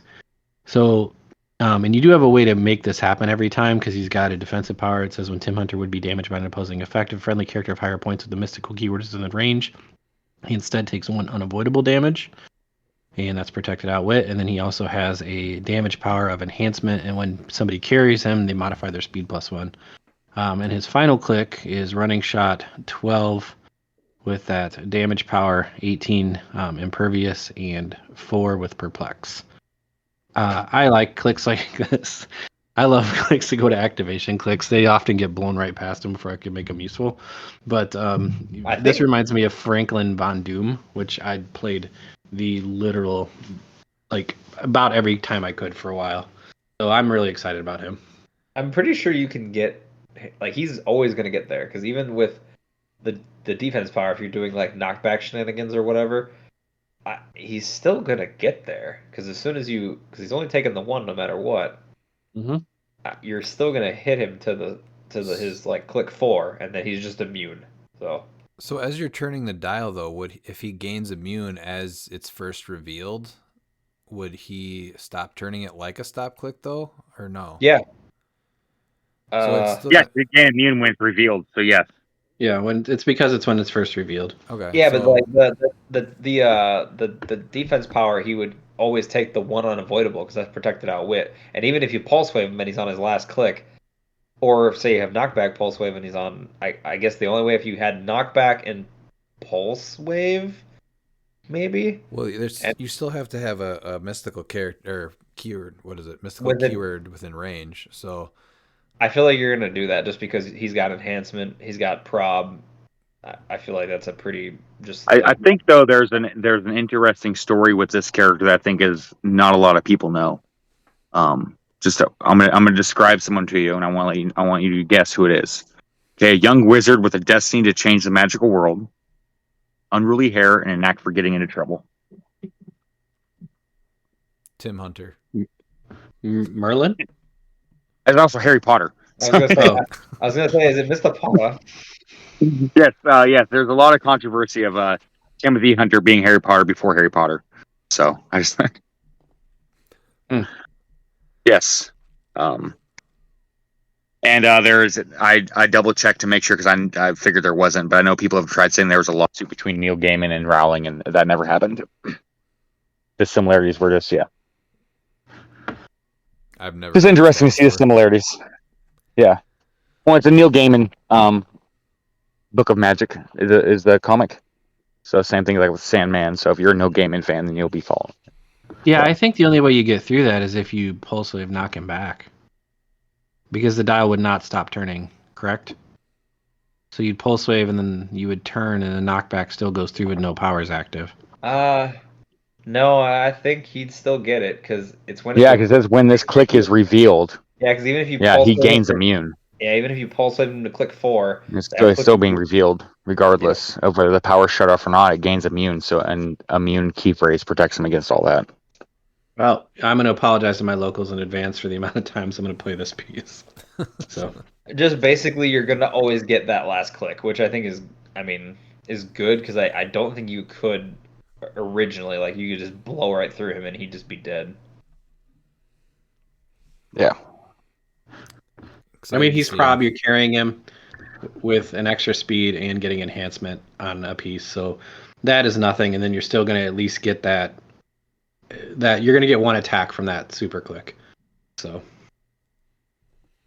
Well, then plus it's going to be cool to just make Harry Potter references when I play him. The boy who lived is every time I'm going to say it whenever he gains immune. All right, before we get to the next piece, I'm going to come back in about 25 minutes when we're done with it. Well, it's not going to be that long because we don't have Uncle Aaron on tonight. So yeah, we don't have Uncle Aaron, so I don't want to steal a lot from him. Right. The next figure his dial is way too big for me to even go over, and I think that's very important. I don't think the dial is that important. The next figure is Starro, the Legacy, the first. Would it be considered a convention exclusive? Or would it be online? It was Ellie. So convention exclusive to get a Legacy. So I think this is a really good for the future. So especially because like people are trying to complain about how they're not readily available. They clearly don't know what they're talking about because you could went to WizKids shop and they've been trying to sell them for years. And so maybe all these old LEs that are still on WizKids shops are worth buying at a decent price just in case they drop to become a legacy figure. So But yeah, he has Secret Society of Super Villains, to Cosmic build on Ruler. that though, real quick. I think also too that they're giving away a lot of the old LEs as prizing. A Yeah, simple legacy yeah, card could make them explode both in like just playability and the cost that they would have, the value they would have. So I think this yeah. really sets a precedence that we might actually start getting that, which I think is the coolest thing out of all this. Yes. That's I was super, super stoked to hear that Star was going to get in a legacy card. I still was apprehensive a little bit just because, I'm like, well, is this a door that I want to see them open? And after seeing this revealed, I think it is a door I want opened because, I mean, if you want a figure right now, you should get it because most of those LEs would be cheap. But Yep. he has a trait, Children of the Conqueror. When Starro hits after resolutions, you generate a Starro fight bystander adjacent to each hit character, max 6. He has a special speed power, attack power, defense power, and damage power all throughout his crazy long dial. The speed is the Mother Star, Mind Control. When Starro uses it, you may deal one unavoidable damage to a friendly character named Starro Fight adjacent to an opposing character. If you do, Starro may target that opposing character regardless of range and line of fire. Opposing characters adjacent to friendly characters named Starro Fights modify defense -1 when targeted by Mind Control, and that does stack. Attack power is Parasitic Spread. I like this, but it's not as cool as the original one. Tentacle Attack, but that's Quake Steel Energy. When Starro can use Steel Energy when character he hit with Mind Control this turn deals damage, which is really good. His special defense power is Stop, which is on obviously the last click of his lower dial. Regeneration, Senses, and Power. This game, Starro's green starting line is his starting line. KO any number of friendly characters named Starro Fight. Then turn Starro to click number 16 and heal him 1 click for each character KO'd this way. Now, once you do take that power action in the comprehensive, since the green starting line is his new starting line, his point value is 260. So it's not just 20 points your opponent gets. I still think that there's times where you want to do that. And then his damage power, which is on clicks 1 through 8 of his first dial, and 13 through 16 is drain the planet of resources free for each friendly character named Starfight. Deal 1 damage to an opposing character adjacent to that Starfight. If 3 or more damage was taken this way, heal Starro 2 clicks. Yeah, I think both are. I think it's tough to say which I think is his best starting line. I honestly think 80 points is because he's 260, 180, 180, or 20. I think 20 is going to be your best starting line. I think you're going to be seeing Starro a ton in Modern. At both 20 and 80. Especially with Ruler. I think 80. I think 80 is honestly the preferred one. 20 points, I guess, if you want to go for the gimmick. And the character's name Starro Fight does work with the Con LEs and the notorious Starro Fights. So you can KO them or get the opponent to have -1 to their defense using those. So, I mean, you just don't want to be... If you KO them, obviously you're giving them 40 points or 35 points respectively. Yeah. But I think there's a lot to do with Starro. There's ways to give him equipment. Yeah, I think he's honestly going to be top 3. My personal top 1 figure in Modern post-rotation. I think that this is a great way to make the legacy figure different but similar from how he is played originally in Silver. And the cool thing now is that you can play double Starro in Silver, since it's technically 2 different cards.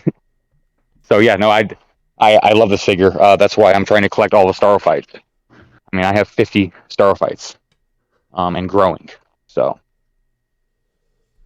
I think that if you don't have this figure, you're doing something wrong. I think he's definitely worth the investment. People are trying to sell him for $120, and I think that's cheap because even brand new, he was $90. Yeah, that's a fair On price. sale, he was $75. So, and especially because his legacy card is in the online exclusive play at home kit, so you don't have to worry about overpaying for a legacy card. All you have to do is go online, get the play at home kit for $20, and you're guaranteed his legacy card. So there's no hunting. Yeah.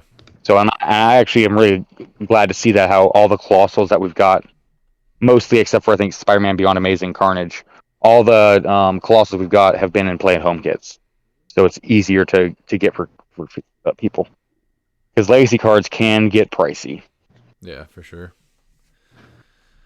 So how do you guys feel about Starro? I can go on for hours So about why everyone needs to play him. I played him this weekend at 20 points, and we'll kind of get into how that played out shortly. But after playing him a little bit and looking at this card again, I do think that 80 is honestly where he goes. 80 is probably where he's going to shine the most. Yeah. Oh, the 80-point line is the speed and the attack power are the special ones. Yeah, and then you still would and get you the still stop go to click the as well. 20, and then you could still go back to 16. Revan played him. He's a surprisingly efficient. He's awesome. This is one of the ones that I bought just to have Starro and have the JLA Starro people, because I played the old one quite a bit. I think he's just a wildly fun piece. The old one is still one of my favorite figures of all time. Well, when we started The playing, sculpt still holds up. This was one of the first Colossals I think that saw the most play in all of our games, right? Was this piece? Yep. Yeah, and I say he's still good. If his original card, he still holds up very well to where he can compete with modern figures, which is really hard to say for a lot of the convention exclusives from his era. Oh, up yeah. to 2018. You can put a god on him at 90, right? I mean, he's very cool. I'm excited to see him come back. I think this is a step in the right direction in so many ways. And I don't know that I will ever love anything as much as Miles loves Starro, but I hope to one day find that passion. I think Starro, Prime Colossus, and Butterfly is a great start to a team. God. Because you just bring in Mern, so now you can just mind control everything. Mm-hmm. With Starro, and so you're benefiting with his 10 range. So you're benefiting from close attacking with Colossus as well as range attacking from Starro, and that's 160, 220. Probably gonna be playing Motorcycle on Colossus, so that's 235. You still have 65 points left. Actually, you have 60 points left because you're obviously playing the barrel. So I mean, there's still a lot that you can do with Ruler, and you have your two main attackers. Because that Starro is no joke. That Starro he will put in work at 80 points. Now, Miles, let me ask you this: after this set releases, like 2 or 3 weeks after that, we get the errata list. What if it says Starro does not have a purple line? Well, don't they have to change his defense power then? Because you'd only ever You'd only ever see it when you hit the stop click off. I think that's fine. I think because the only time you play him at 20 points is because you want to try and do the shenanigans of getting him to heal to 260. Whereas we play him. Sorry, go ahead. I think it's not. It's dumb. They originally had a starting line. Krakoa needs point value. I don't care if you give him the original point value of 70. That's what you do, and you give him that point value. Now, the plus side to Starro is that even if he did not have that low line, he still has a very playable 80-point line. Krakoa with that stop. No, and that's but Starro with that stop click I think is actually even better late game, because there's a good chance late game with him being able to generate all these Starro fights when he hits that you can just save your 6. He gets that stop click, and time's coming out, and you're like, crap, I lost Colossus. I need to do something drastic, and you just take that power action and KO your 6 Starro fights, and now he's going to be harder to KO. Yeah, 80 points I think is because they have to put in work to get through his 80-point dial, because he has Cosmic Energy and he has Invincible, so he reduces penetrating. And so I mean, by the time that they put in the work to get him to his stop click, if you're able to take that power action and KO 6 Starro fights, I think you 100% do that.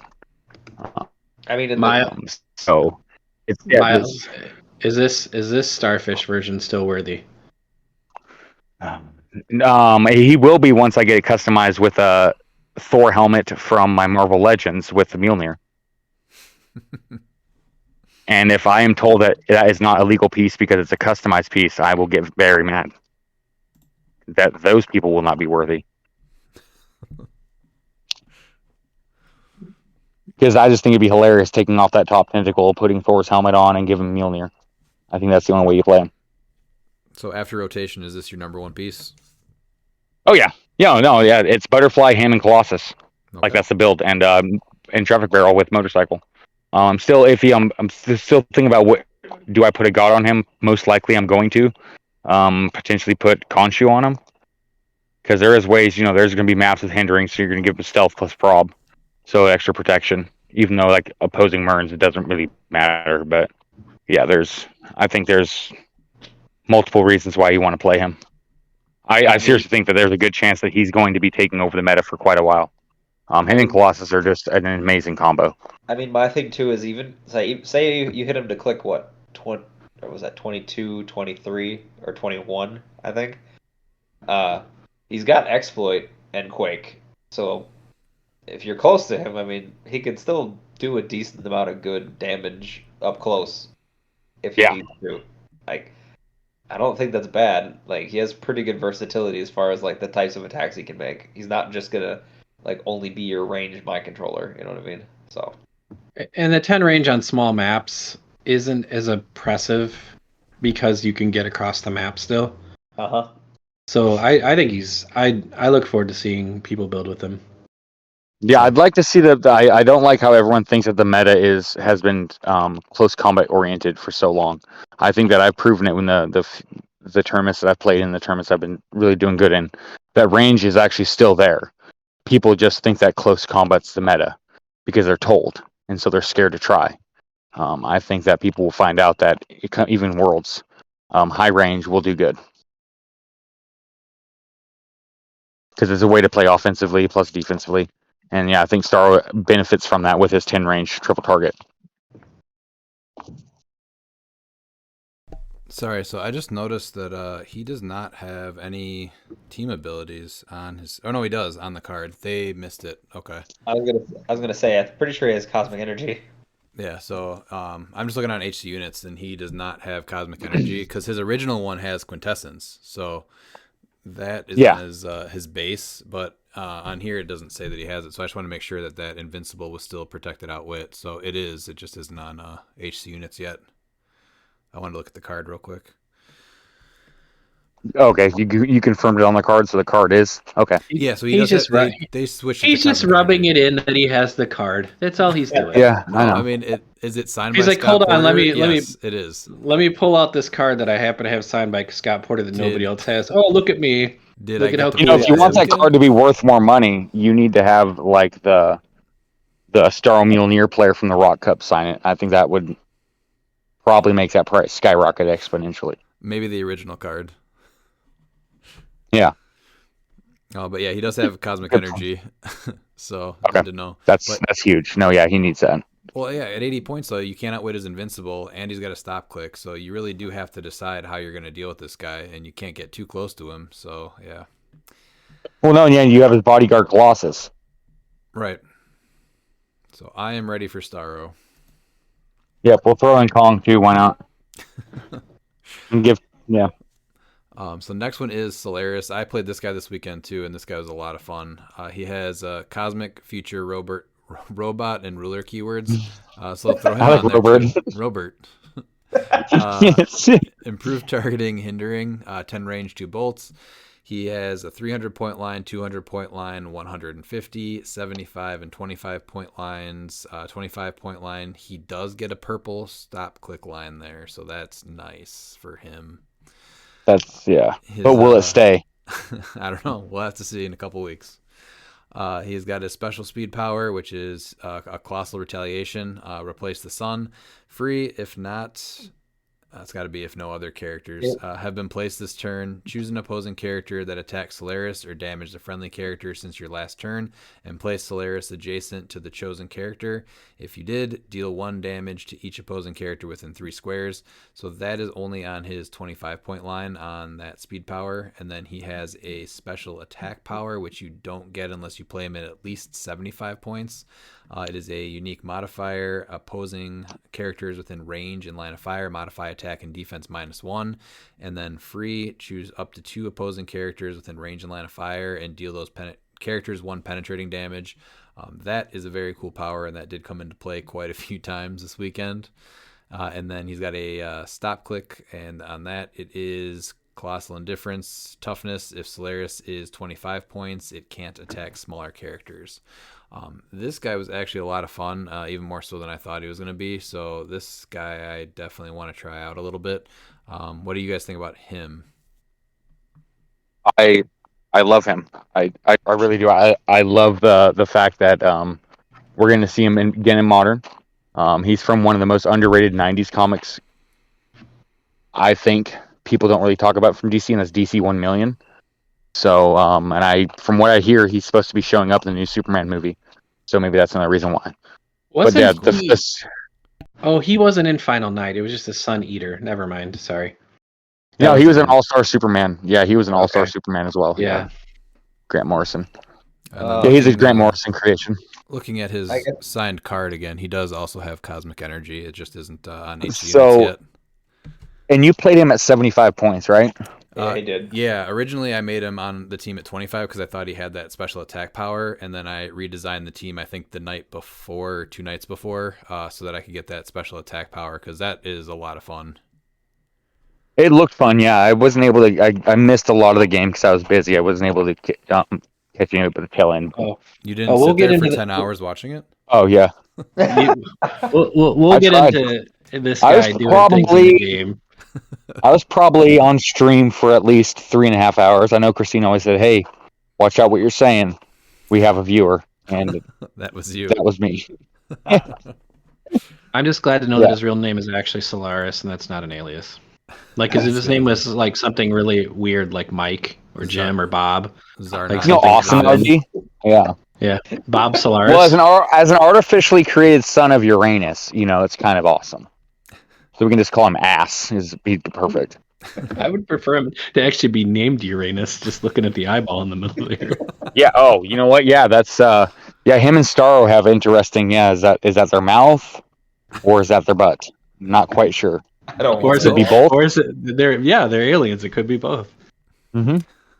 I do like they're getting away from like retail being like super crazy. If they are doing retail, like most of the 2x2s in this set that are not legacies don't actually have a retail line at all.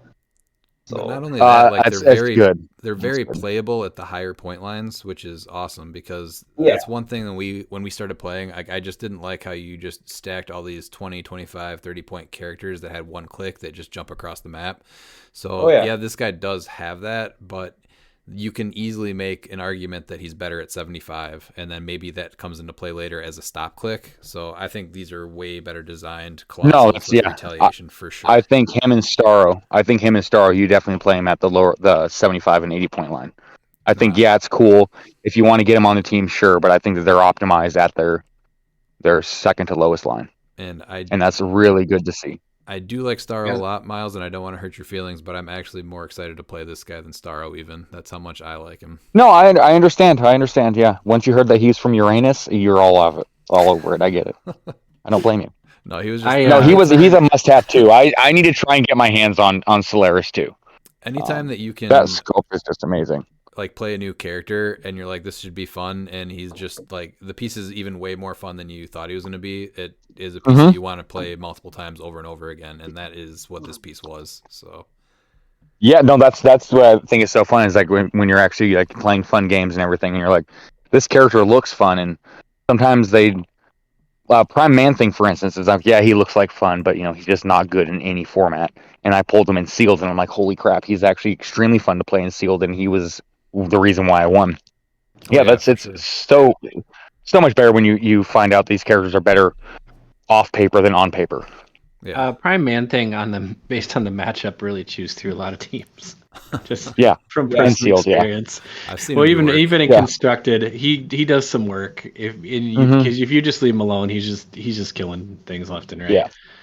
I think it's great, and as the number one offender of playing multiple retaliation pieces to come flying across the board, I'm glad to see them having other lines available to do different things. Yeah, that 10 range ping damage that he does is just it's extremely good. But also that modifier attack and defense -1 too. Yeah, like it's awesome. Mm-hmm. And you cannot wait. Yeah. No, and the great thing is that he works with Mern, because Mern says positively modify, which means that they can never go back to their base. They're always going to be stuck at that -1. Do they share anything? Cosmic. Yeah, I was like, they're cosmic. All right. Is he ruler So too, or no? do you get a team You with bring him in. You bring him in with Butterfly as a ruler. Okay. Yep. Who? Mern? Mern. Yeah. Yeah. Oh, I was like, yeah, you couldn't. Okay. So do you make a team with Starro, him, and Colossus? I don't know. I'm not quite sure because I mean it could work. 'Cause But that's what, the points really aren't 235? there. Yeah, but then you're not gonna have Butterfly, and I think Butterfly is very essential. I think that you either do Star or Solaris. I think that they both do something completely different, and depending on what you want to do with the team, I think there is an argument. I know, blasphemy, Aaron. I'm sorry. There is an argument for players to pick Solaris over Starro because sometimes they don't want to do the mind control game, and that's what Starro is at 80 points. That's not for me, but Somewhere for Aaron other people Morgan it could be. just felt a great disturbance in the force. Yeah, no, but he'll agree with me that that the mind control isn't for everybody. He argued with me, telling me that my 200-point Starro was a dumb idea, that he needed to drop him to 100, and I refused to believe him. I told him Mjolnir is the way to go.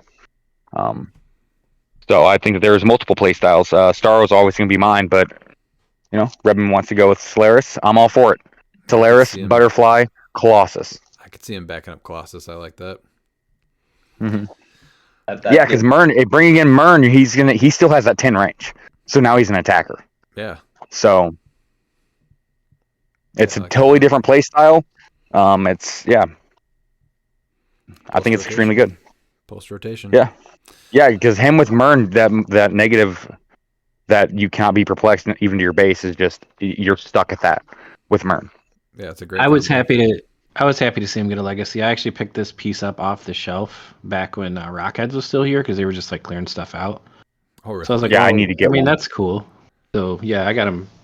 I've had him for a while. So now him being, I think he's only $50. So yeah, I might end up getting him because the sculpt is just amazing too. Like just the evil sun is just it's great. I really wanted Brimstone, so I was able to pull him and like War Wheel and all that stuff when I was trying to pull him because those booster bricks were super cheap at the time. So it was a good call. I'm glad I pulled him. Yeah. Oh yeah. All right, so that'll wrap up our Masters of Time set review completely now. This last weekend, we also did have our D-Generation cliX Invitational Championship. The following is a last man standing match. A last man standing match. Last man standing. A last man standing match. Last man standing tonight. So August was Cosmic, and then for the second time in a row, it's probably the biggest random event month, just as far as other things going on as we play. Last year we had Galactus and his Heralds drop down and interact on the map in a certain way. This year it was Thanos and the Black Order members would come down randomly, and then at the end of each match, or at the end of each turn, an Outrider would randomly drop on each side of the side maps, and then on either one of the middle two maps or both of the maps at the same time would be Black Dwarf, Corvus Glaive, Proxima Midnight, Ebony Maw, Thanos, or another Outrider. And so basically they come down and then they make an attack on all available targets, and then they're on the map for the rest of the round, and then they go back to the sideline before the next one would drop in the next round. The Outriders would stay on the map the entire game though. And then if anyone was able to KO any of these pieces, they would drop a weapon that they had that they used in their attack. So I think this is probably, out of all the months, the one that has the most crazy stuff that's happening on that's like you just can't plan for, I think, right? Would you guys say that? Yes. Yeah. 100% agree. So it did take, this one was another long one. We've been, with all the people that are coming to play these now, we try to kind of cut the time down a little bit. And so we've been doing that, but I think it does add a little bit of time to it. So it's a fun one to do once in a while, but it did add a little bit of time to the overall game. So coming in 7th was Christine. She played a full point Phoenix Wolverine with the Soul Gem, and then the Justice League 069 Brainiac with the Spin Ring. So that piece was pretty scary, but we'll go into why he ended up being able to go down pretty quick in a little bit here. And then I came in 6th. I played the Spider-Man Venom Absolute Carnage Doppelganger, the Prime with the Blood Axe and Chthon on him. Full Point Space Ghost with the Spectral and Spin Mandarin Rings, the Masters of Time Solaris that we just talked about at 75, and then the next phase Baby Groot so that I could heal up a 20-point Starro. And then Matt Looper, who joined us for the second time, he played the OLE Watcher with Venom and the God of Symbiotes with the Red Symbiotes. Batman Team Up, Batman Prime with the Green Lantern Ring and the Utility Belt. And then Oliver, who he played the Zadkiel that he won Mystical with and ended up, I think, really messing with the game overall. But he had Zadkiel with the Nightbringer and Remaker rings, and then the Deadpool Weapon X Domino with the Wonder Woman bracelets, and then for 10 points threw on a Flora Colossus. Pete, do you want to take over your team? You came in 3rd. Yes, I was very happy with how my team performed. I will say that Zadkill absolutely altered a lot of people's teams, but I started with the first time that I could bring a piece back based on keywords. Last month, Stone Cold Steve Uatu was born, and this month he came back, the Watcher Khan Le with the Avatar of Amit. I played the Disney Plus Collector for the +1 damage. I played the Mr. Oz from Rebirth, and I played 2 dice manipulators, one which didn't do anything, the other one that was fairly big in big parts of the game for most of it. I had Trelane, and then I had Prime Q.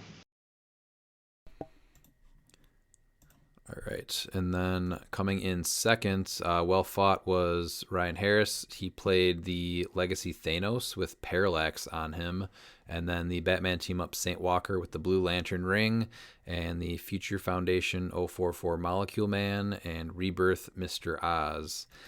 And that leaves New champion! Dan taking first place. Dan, do you want to tell us about your team?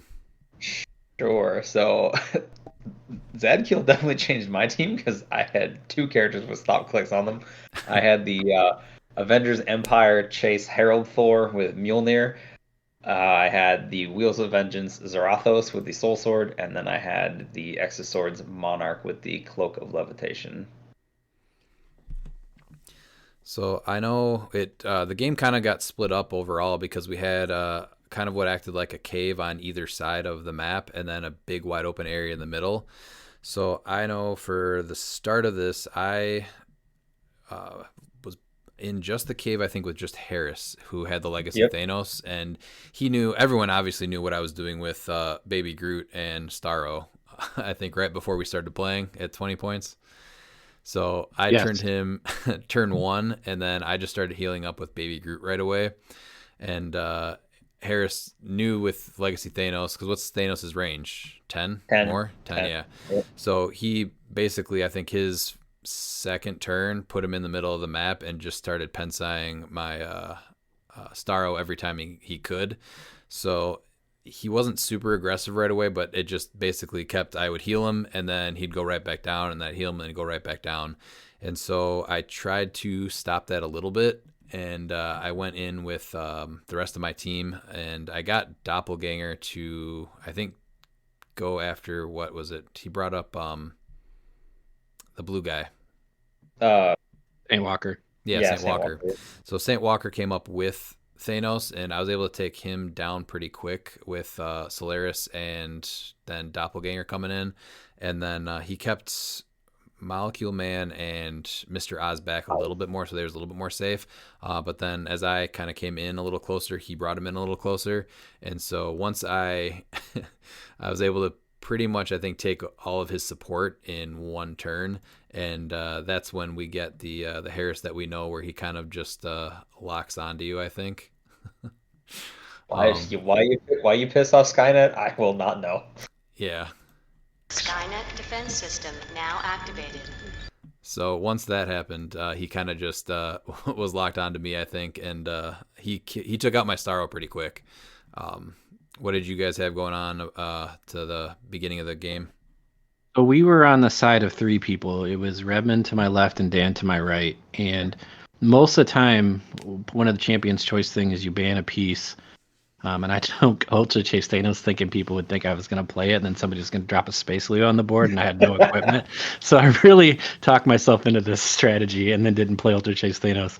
But I took the middle, which you normally take the edge, but anymore fighting into the middle gets to be so difficult as the storm's closing in. So I felt pretty good sitting there. Oh, I had a Dark Phoenix too. That was the other piece I had. You didn't have that in the list here. So I had a Dark Phoenix. Yeah. That's DPS Dark Phoenix. And so I was kind of just waiting for people to come towards me or get within her range and try to heal her up. And I did a fairly good job of that, picking on poor Looper's symbiotes. I don't think he hit one shape change with the symbiote Pog. And so Dark Phoenix was just feasting off of that. So then I think Dan kind of moved in, and then you kind of came back with Solaris, and I knew you were doing something. And I couldn't, for the life of me, figure out what you were doing because you punched a hole in a wall and popped the sun out, and then basically just said, "Well, your prime Q never got out of his recliner. He's dead." I hate those dice manipulators so much. See, so I didn't get very aggressive because Thor's bit is if you give him power cosmic tokens, he gets additional bolts, and then if he attacks 3 or more characters, he can just deal his printed to everybody. So I was trying to wind him up before I get him going, and I think I tried to charge in and swing on you once, but I just flat out missed. So I was like, well, I'm just gonna leave.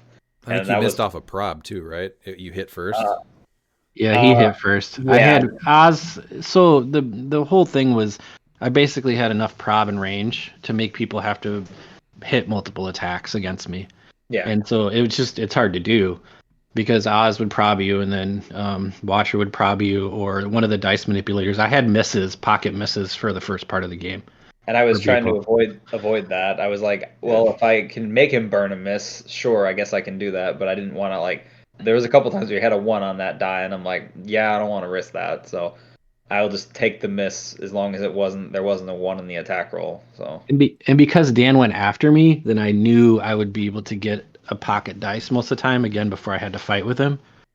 So I was pretty liberal with Trelane. Trelane was huge most of the game for a lot of people. I mean, I think I gave out 4 or 5 crit hits. I know I saved a couple people's pieces just from handing out misses too. So yeah, there's definitely some game control there. That was the best part. Was that you were like, you know what? I'm gonna make you crit hit, or I'm gonna make you crit me. That was huge.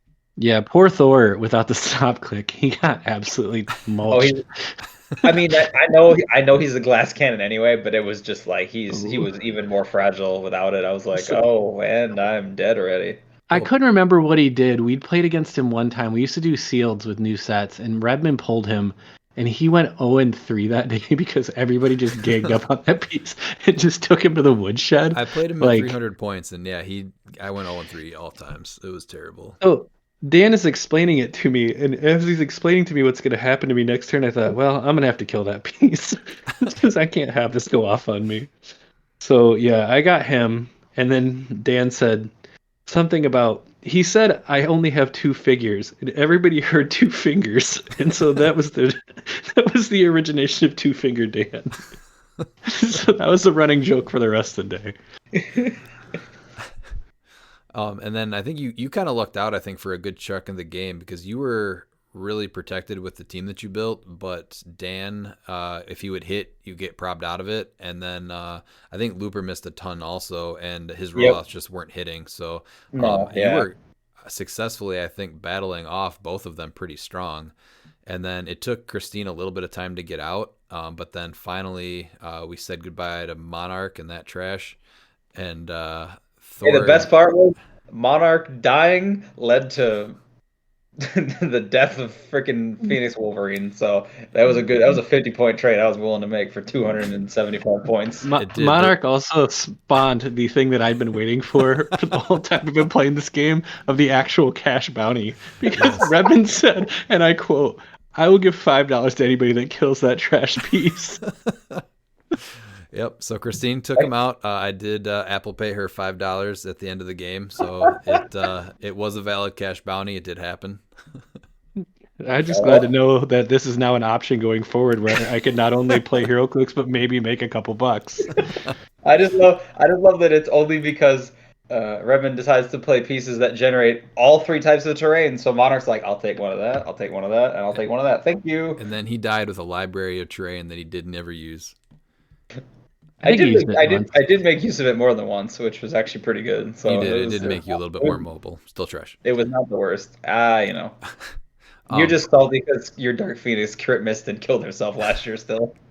But Christine's big, yeah, that hurt a ton actually. So I did not play her this year because of that. It's just one of those things where it's a forever thing. Christine played that Wolverine though, the Phoenix Wolverine, and because Zadkiel just straight out takes away stop clicks, when she brought him out to take out Monarch, that trash piece, and Zarathos, you guys were kind of just locked in there, and I think she wasn't tokened out. I think she had one token to come in there and get Monarch, but when it got past to you, I think you got probbed out or you missed or whatever it was, and then you got the hand. What did you get? A 6 from Pete, and then yep, and I crit. So you hit her like 3 times, I think, over, and just this piece just kind of went from this strong, scary piece to going out, I think, in 2 turns, just because it had no stop click, and you went on a heater, and Pete turned your dice around. So that was kind of crazy to see, and that's why she went out, because that piece was definitely a favorite to win, I think, the entire match. I was definitely I was just reading. I didn't realize it was for everybody that Zadkiel shuts off stop clicks. Oh yeah, yeah. So the full map, and this is cosmic too. So you have all these strong pieces. Yeah. And just no stop click. Mm-hmm. Yeah. So what happened was that because Monarch died, but dealt him Mystics damage because the Magician was up. So it was unavoidable.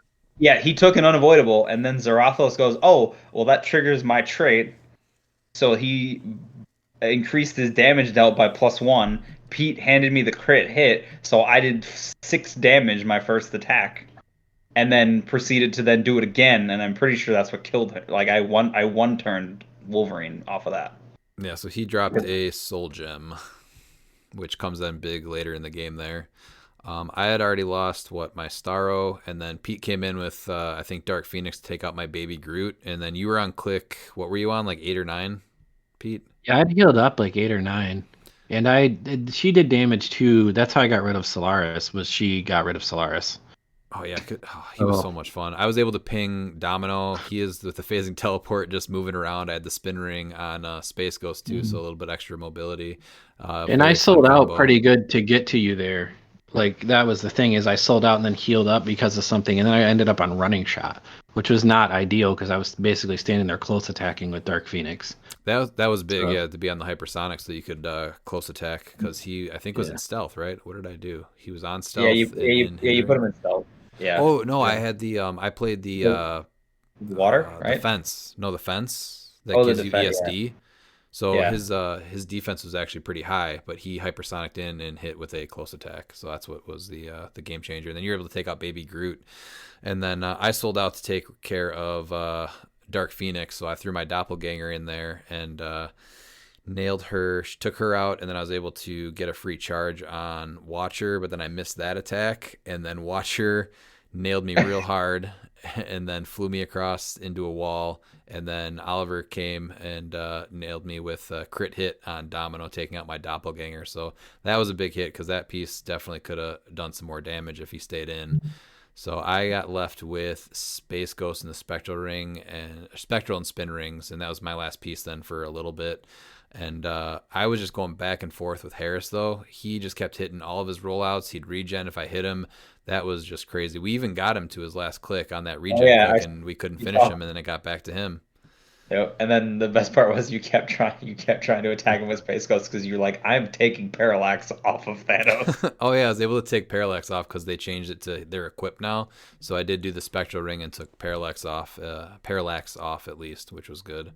Parallax was real good for Thanos because he gave him Impervious, and with Thanos already reducing pen damage, it basically made it so unless like if he didn't whiff his rollout, like Thanos is like, I'm gonna shrug off pretty much anything. So Yeah. Dude, his dice turned around this month because we had him pinned on the back of the board when he was last click, and he hit like 2 or 3 super senses to survive like multiple people attacking Thanos. Yeah, so he was on his last click and was able to turn that around. And then we had Looper fighting Oliver with Watcher versus Zadkiel for the most part, and then he was able to knock him into the middle blocking and then block him in, where Oliver just kind of decided that he was going to stay in that blocking and not leave.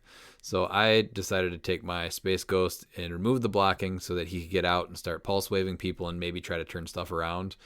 My first goal was to grab that Soul Gem that Wolverine dropped, but Dan grabbed it before I could, so that's when I decided to go try to get Zadkiel involved with some more fights so that I could kind of stay alive a little bit more. But Oliver gunned right for me and took me out, I think, right after that. So then that was the end of me. And I was gonna say, get for letting him out of the cage. Yeah. I don't know what I was thinking. I know he goes right at me.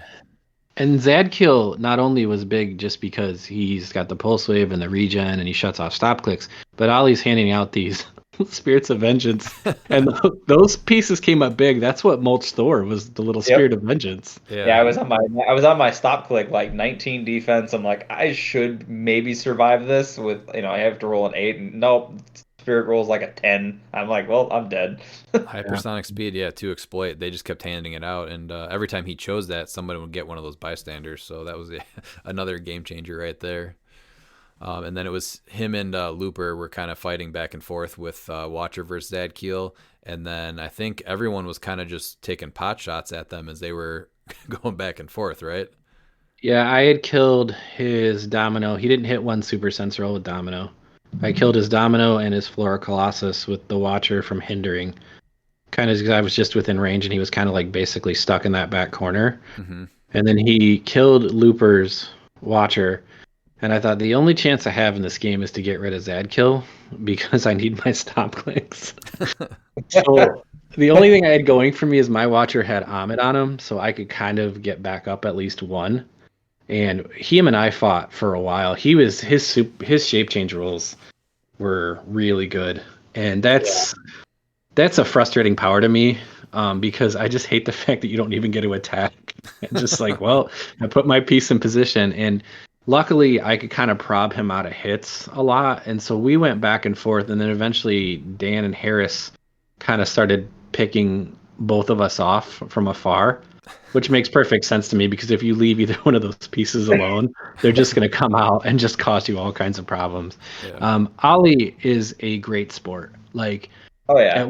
At one point, he had given us all Spirit of Vengeances, and you're just watching people just tee off on Zadkiel with the pieces he gives you, and he's just perfectly fine with it because it's just a game state. And he's just so happy to play, and he gets so excited about stuff. It's just fun to watch him. Yeah, and he's just such a great sport. When he's out, he's just like talks to you about the game, and he comes and sits next to you and talks to you about like the next month and how this place played, and he's really fun to play with. So and he's always grabbing the belt and he wants to hand it to the winner right away too. So yeah, he has a blast playing these no matter where. I know he was so excited to give it to me. I was like, oh okay, like I appreciate that. Like, well, no, that's what makes you want to play these monthly games, Oh yeah, you just see the energy and just the happiness. Like he doesn't care what he's doing. Like I saw the Spirits of Vengeance Pog just destroyed him.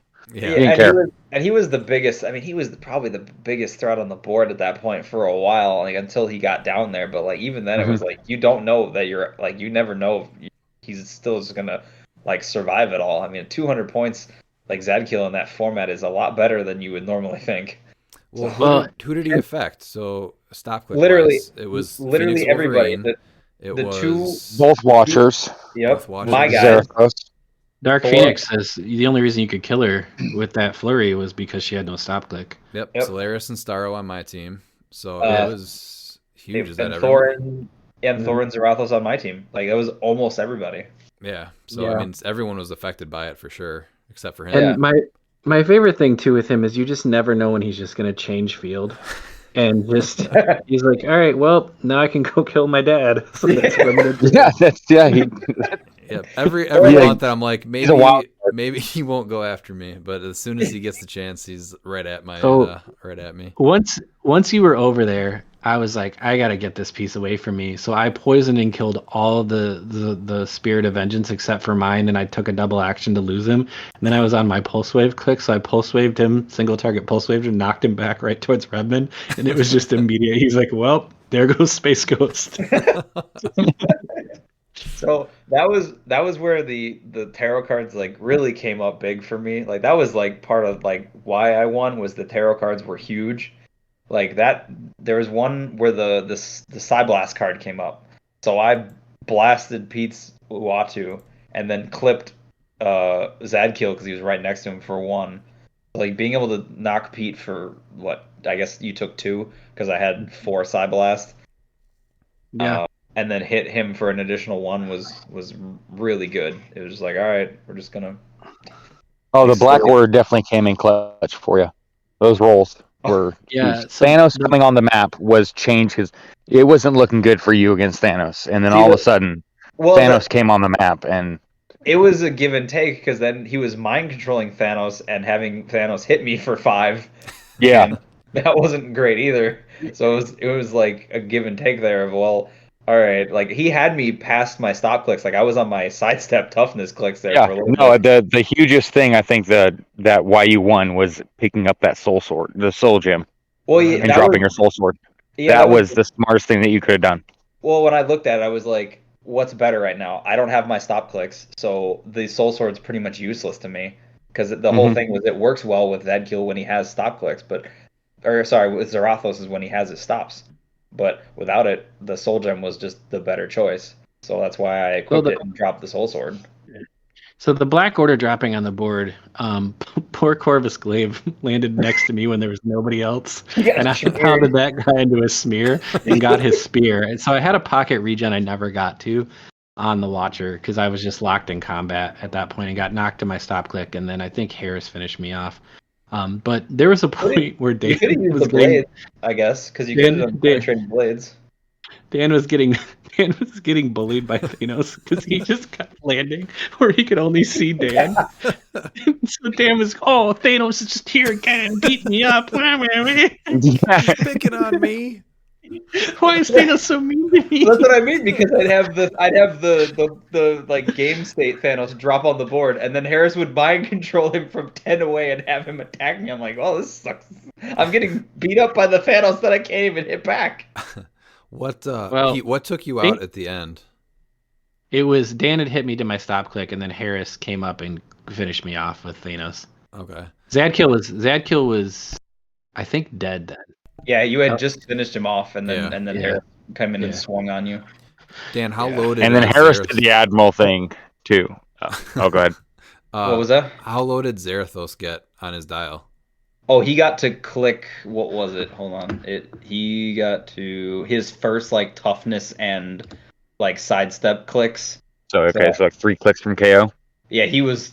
I was like, oh, dude, why are we here? I was very scared. Yeah, I got to my click 6. So I was on my 6, 10, 17, 3. So it came down to, after Pete got out, just Harris, who had the Legacy Thanos on his last click at one point, and then you, who was, would you need, like 3 penetrating damage, and Zarathos would have been dead? Not hard to do. No, like 2 pen damage, and I would have been dead. Actually, no, sorry. Yeah. So those are the 2 pieces that were left. Easy pickings at any point in the game, and then they were able to heal back to top because Harris had the free regen, and then Dan had the soul gem, and your dice were getting pretty good. You were hitting those 10s and higher quite a few times, healing too. I was on a heater. Oh, I was on a heater. Like, it was bad. I was just like, all right, 10, 11, like. Well, 9. That was a crit. The 10 and 11s are crits. But didn't that tarot drop too? Yeah, so that one dropped. And you were able to make 2 you were able to make 2 consecutive attacks that were at least 11. Well, and there was a big round before that where Thanos came in and was going to prob anything he could prob. Yep. Yeah. And so he probbed Harris out of a hit into a miss, and he probbed Dan out of a miss into a hit. Yep. That was a 10, so he healed 2 clicks. Yeah, it was. Yeah. But it was. And then Harris did the Admiral thing of not running and taking advantage of the 10 range. I thought he was. Stuck I was like, with it. he could literally just. I was waiting for it. I was like, he can just outrun me. Like he could just zoom away, and I have to chase him, which is like that. He probably wanted the game to end at that point, though, which I understand. So, but he did position once where he was trying to get around the big piece of blocking in the middle, and he didn't think I could get to him, and he didn't notice that I had flight, so I running shotted over the blocking, and it was able to place and shoot him. And Yeah. I think that was that when the crit hit went off? I think that was when the crit hit card was up. I think so, yeah. So, because what did he do? Did he mind control me or something? I can't remember exactly what he did, but yeah, that was, the Taros were wild. Like, I mean, there was the Psyblast card, there was, I think the Steel Energy card came up for me at that point, because it was like the Steel Energy is 2 instead of 1. And Yeah. so I think I healed 3, because I think I rolled the 10, so I healed 3 in total by hitting Thanos. And then the crit hit card at the end, because it was the 10s and 11s are crit hits. I rolled a 10. He was on super senses, but just couldn't do anything.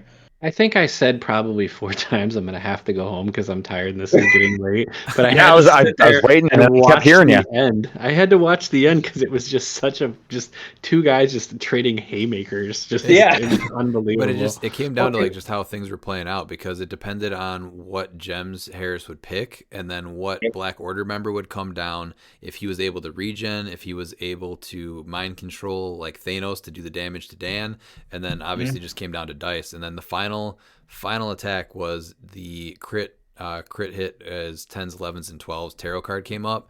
Dan, you hit a 10, I think, and then you got probbed by Harris, and then rolled the 11, and then that was what kind of sealed it for you, right? That ended. Yeah, because I had plus. Well, I had my 2 attacks, because every time he hit me and did damage, I can proc my free attack on top of the regular attack. So yeah, I was. And I think I was top dial, so I was a 12-4. So even though Thanos was like still on his toughness clicks, I think I just did enough. Yeah, because it was the crit. It was like the 4 plus the 5, or 4 plus the 1. So it was like just enough to get there. Yeah, so Taros came back big, but yeah, it was a very, very cool ending, and it just had to kind of turn out how it, or enough had to line up for either one of you guys to win. So very. Cool. I was not expecting Zarathos to do that well. No, that's why. And then when he said that he wasn't going to pick any gems. Luckily, that didn't come into play because he already picked the soul gem the time before. Well, that could have came up huge if he rolled a 6 or a 5 or 6, and he's like, I'm not going to pick anything. Yep. And then was able to pick it. But luckily though, the powers that he could have picked, he wouldn't have. I think he rolled like a 2 or a 1 that time after. Yeah. I was like, oh, we only have 1 this turn, so like, yeah. It was all just how things played out. It really, like, because he would hit me, I would get 2 attacks, but he's so tanky that I wouldn't really do that much damage. He'd free regen, like roll a 6, and then he's back up 3. So it was very much, it felt like attrition. It was just.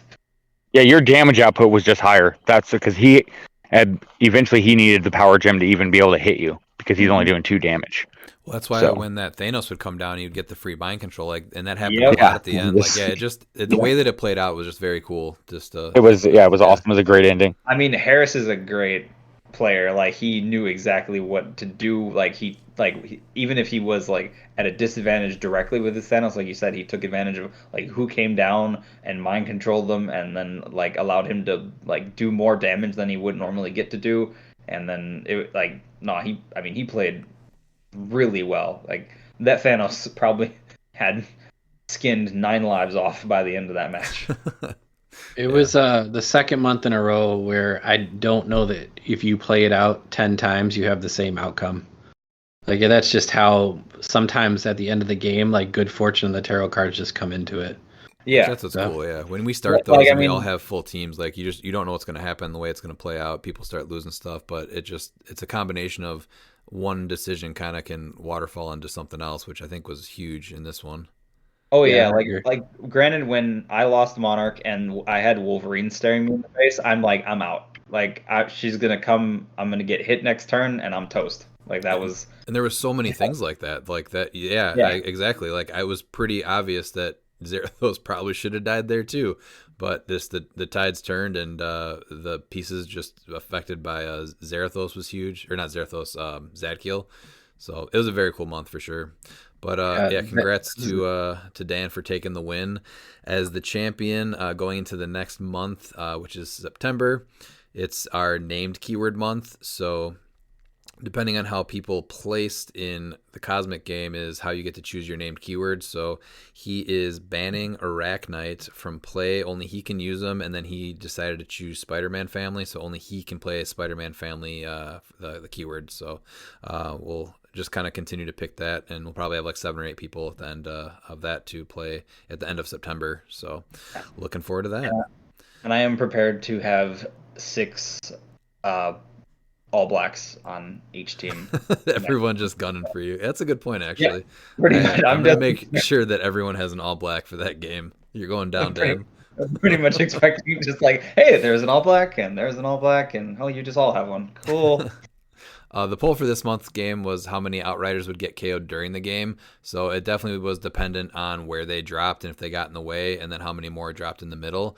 And for the cave side that I was on, they landed towards Harris, who moved towards me.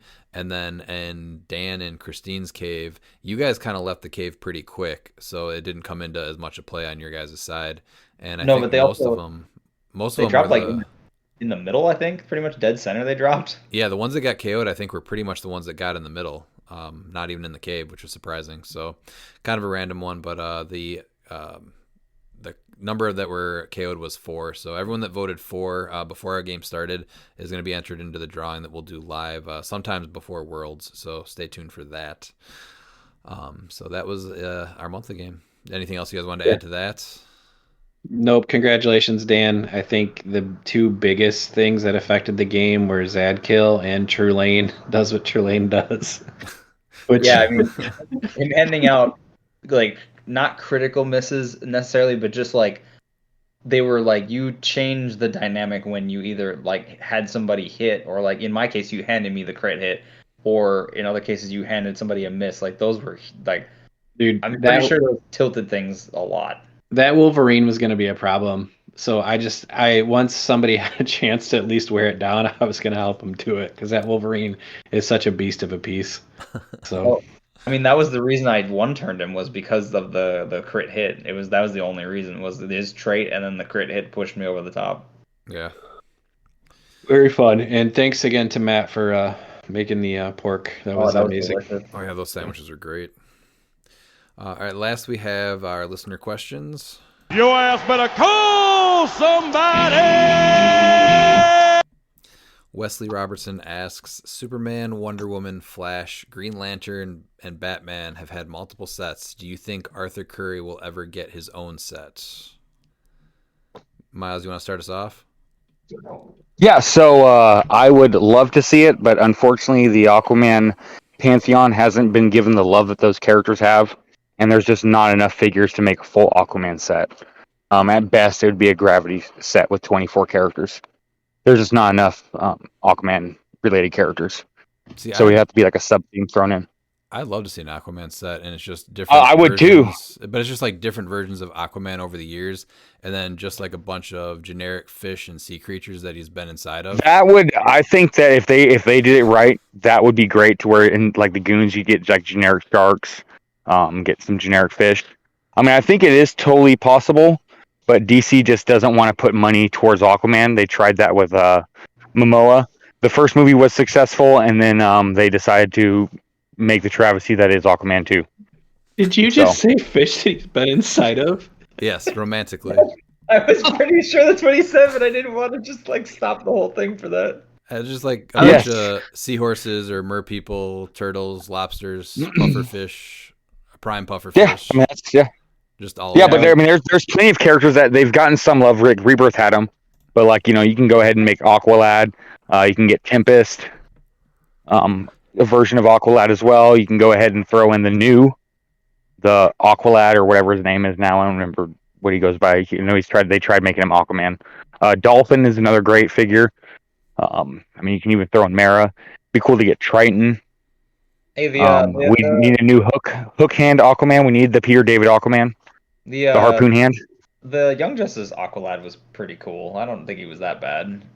No, they did some interesting things by pushing him when they went through the Pride Month and everything and pushed him as Aquaman by moving Aquaman out.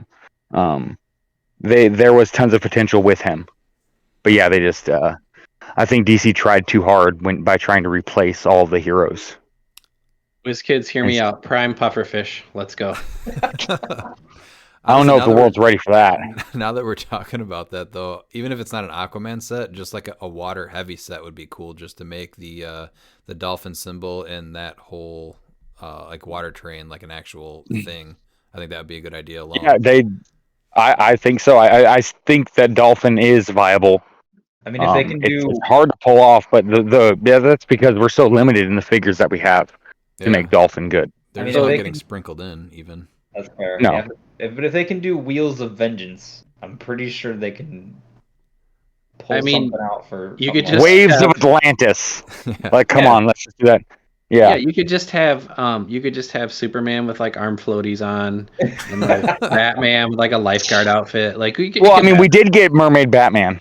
So we did, yeah. I mean, that's right, we did. Yeah, so there definitely is a route they can take. I just don't know. I as much as I would love to see that, I just don't see DC actually pushing forward with an Aquaman set. And Wesley, I do love the hashtag Justice for Aquaman, but we're gonna say hashtag Justice for sea creatures. Yeah. Hashtag Justice for Krakoa. I was like, I thought we were doing Justice for Krakoa. No, yeah, that's a great question, and I would really love to see, like, even if it's mixed in with something like an Aquaman Flash set or something that would be awesome, because we do need a new Harpoon Aquaman. We haven't got it since Hyper Time. I'd love anything with a harpoon that brings him like Scorpion next to you.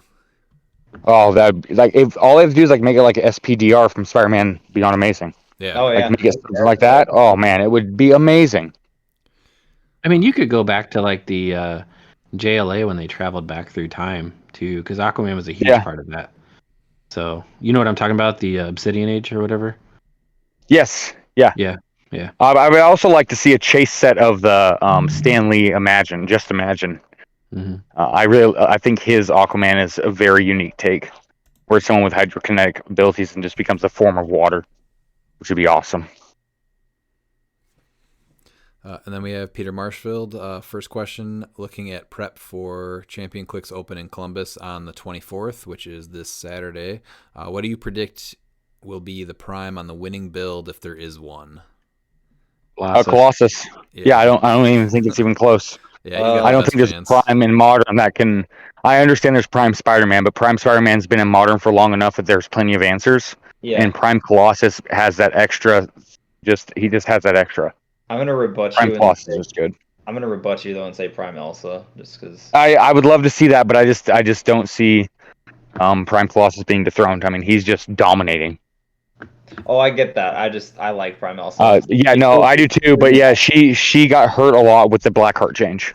Yeah, but you can still get her up there. So it's I think you can too. Yeah, no, I think you can too. I wouldn't. I think that we're going to see a. No, of course not. No, I still think that she's one of the better primes. And then, so obviously, I think Colossus is our number one for for this one. But if you had to rank your top 3 primes in modern right now, what are they and why? Yeah, one's Colossus. Yeah, that's 2 Elsa. Yep. I think Elsa's number 2 prime. And number 3 for me is tough. It's a toss-up between Prime Spider-Man and Prime Voodoo. See, I had those but switched. I have Prime Voodoo and then Prime Spider-Man. But no, yeah, I have them. Yeah, I do. It's a the toss-up. It's hard for me to pick between those two, for sure. I would say Colossus, Spider-Man, and Voodoo. Also. Yeah, absolutely. Dan, if you put Elsa in 1, what would you do for 2 and 3? You can't not have Colossus on this list, so he's probably number 2. Number 3, I would still say Prime Spidey. He does a lot. I mean, and he's just consistent. So. Mm-hmm. So we just ignored Kamo, who's just a beat stick. Well, and Prime Hulk. There's also Prime Hulk out there. Like, just because it's top 3 doesn't mean they're not viable. No, Prime Hulk's 100%. Absorbing Man. They're just pumping crazy. Out amazing primes in every set now. Like we used to maybe get one good prime, and now maybe there's one bad prime out of 4 or 5. So well, it was one good prime like every other set, because even the best prime of a set wasn't the preferred prime. Yeah, right. And look, I love the fish, but I think he gets better post rotation. Right now, he's still kind of in a tough spot. Like it's just there's too many. Sorry, go ahead. No. I was just say the problem with him is that he has a very similar play style to Colossus, and the point of like the 80 points for Colossus to play is just such an easier choice. And even with the motorcycle, you're still paying 15 less points for Colossus with the motorcycle. Right. Oh yeah, that's what makes it hard. No, you're paying 30 less points. Oh yeah, I'm just saying without even giving him any equipment, he's still 110 points. So you're still saving 15 points with Colossus. I think there is a way, to get him to work for sure. But it's again, he's not bad. Tough. It's just that it's hard. No, God, no. Hard he's great. him over Colossus when Colossus they're similar play styles. Well, I think the worst prime though, that's the real question. Like, who do you think is the worst prime in Modern? Right now, I would have to say it is Scarecrow. Oh, that's a good one. Oh, yeah. Scarecrow's a giant pile. That's the easy one. Yeah, I totally forgot about him because I almost said Damon Hellstrom. But Hellstrom at least has usefulness. He's not even like terrible. But I think Scarecrow's probably up there. And we didn't even talk about like Absorbing Man is still a thing. Yeah. Yeah, no, it's crazy that usually it's like your go-to prime's gonna be on your sideline, but now all of a sudden like we have Elsa, Voodoo, Spider-Man, and Colossus. Like there's 4 primes and then we also have the Blue Beetle coming out. Like there's primes that you build your team around. Well, not even that. You have like all of them from Master of Time. You have Etrigan, who can be a sideline. That's what I mean. Yeah, he's gonna be your sideline active, I think. He'd be taking the Absorbing Man. I think you can run him for 75. You obviously get. I think so, but oh man, it'd be so fun to pull off the trick of having a 30-point Etrigan. Yeah. To turn him into it. But you think, and then Prime, Reverse Flash. I'm almost leaning towards you playing main force. For sure. You could do either one. That's the thing. And then obviously we know Blue Beetle's good. Swamp Thing is literally gonna bring like Black Lanterns where you're not selling out to just play them. So he's gonna be good. And then obviously I think Prime Xanadu is okay. Just so you can make this episode, Bookwood, no Superman on Black Lanterns. Okay.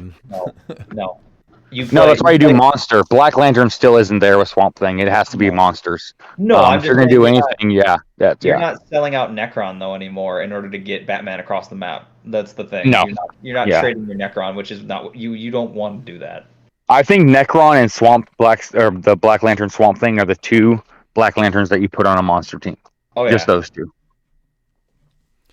I think you're good to go. I think the Madame Xanadu Prime's really good too. Yeah, she is. Yeah, it is. I'm waiting to see what the response is with the tarot card, because only having one deck available in Modern kind of hurts, because it's a very specific deck that only you get from her. So they added a full keyword and changed the rules of tarot cards in general. I'm sure we're getting more tarot cards in the future. They don't just do that if it's a one-off thing for Xanadu, right? No. So I don't. I would expect it to be a gimmick that goes forward, and then they're just going to add a continuing like rotating deck of different cards, and then obviously Silver just always has access to all of them. So that's neat. And they might even tweak them too. You never know. Like they might go, okay, well we knew this card is way too powerful in its current form, so we need to downturn it if that's what they're. Oh man, that would be a whole thing then if they change the suits and what they do. At least right now, the same suits for Xanadu are the same suits for. I think you keep it as is. Yeah, I think you keep it as is. That way they'll. Yeah. I guess that's fair. That was just my only thought is they might turn the dial on some of the suits that are like the most like played or whatever. Yeah. Third question is using your number 1 prime that you'd main force. What are some figures then that you'd build around them? Scott Porter's assumed already part of the build. I think that with Colossus, who was mine, Porter's and Kong. I think Blackheart is honestly still playable on that team, making both Blackheart and Kong a little playable or more mobile. I think the person that makes you replace Blackheart with also gets Colossus up there, so that way you don't have to give him the motorcycle for that speed. That's Donnie Blaze. How many points is he again? Yeah, I mean, He's 45. He's Okay. less points. Yeah. What does he do again? So he has the portal thing, which is a May, so you don't worry about that. But he has a free. You place him or an adjacent friendly character 4 squares away, and then your opponent can then move them 1 square from their new square. But that's easily fixed based off of maps or how you put your terrain to where they can't move it. Yeah, that's not bad. So yeah, it's and at worst it's a placement of 3 for free. Right. So. And he's got barrier too on top of that. Yeah, so you can do the barrier, then place them, and then they can't be. It's placed within 1 square, which means that they can't place them back. So they're either going to place them to the side or they're going to place them in front. Yeah, I guess you could make it so that's basically you could block them in and not have options to move them backwards. Yep. Which also helpful with the 1x2s because the place you can place them and then pivot them, and then based off of where you have your barriers or where your markers, like that's their new square. They have because you place them and then they move them. Yeah, no, he's actually not a joke playability like Simon Garth. I really think Donnie Blaze has a chance now because with the hurt, Blackheart was the one figure that hurt him because you play Blackheart and you can place 2 characters. So and with Blackheart being nerfed so hard. Is that your answer to the Colossus then? That would be your team? No, Colossus is going to be ruler. I mean, I think Geo has exactly what you're going to play because his team really wasn't affected by the nerfs. So, yeah. I think that's a good part to start. I think that you need to try and figure out how to get Nifty Traffic Barrel in there. I think Nifty is, and it has to be. So what people aren't realizing and why it's so good is it's better than the stop sign. People can carry it. It shuts off improved movement, which stops opposing Colossuses. And if it's a Kong, it stops them from ignoring outdoor blocking. Also, so like that Nifty Traffic Barrel is 5 points that really, really hampers teams. It also stops that improved. It also stops him from ignoring, I think, smaller characters. No, I don't know if it does that, but No, it ignores characters. No, it does. They have to stop. He has to stop. He doesn't. The only thing it doesn't do is if they're already adjacent. So because automatically breaking away isn't a improved movement. Yeah, but even if it's a tiny character. Yep, he has to stop. The 7 to stop is still a big deal. So yes. Pete, what would you do? Yeah, it's huge. I would just build ruler. I mean, I think that's his best. I think that prime Colossus be the prime. I think that's your best keyword to build is ruler. Yeah. And you guys covered a ton of options, so it's just kind of whatever you want to do there, Peter. Dan, what about you with Elsa? I mean, we're going mystical. Like I like the warrior option. I think even post rotation, but mystical's probably the strongest right now. So I'm thinking 048 Rider, Arachnite, Death Metal Wonder Woman, and probably the 2 porters, just because they're unfortunately the best 50-point support right now. So as much as I'd probably like to have something else on my team, but yeah, because her trick with the trick arrows is really good. Like being able to pass them off so you can get them, even with the nerf, you can get them more than once per turn is really good. And her free attack, there's still going to be a lot of characters that are equipped nowadays. Yeah. Like Colossus, you said, motorcycle. Well, she can make a free attack on him then. Right, yeah. And then take away that motorcycle. Yep.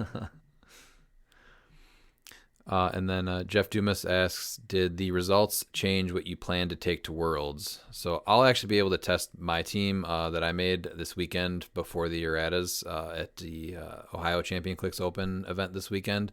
So I'm not going to change anything yet, but with the changes to Kong and they would take penetrating damage from higher characters, I almost want to try my Arachnite Vox Ignis build again because it did really well. It was just the Kongs with trick arrows could really just take it down.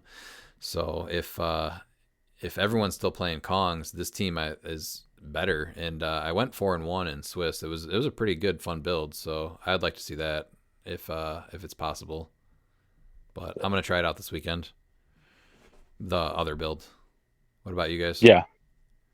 Yes, it actually did change my team for the better. So I had a team that I played in late May, and with Darkseid.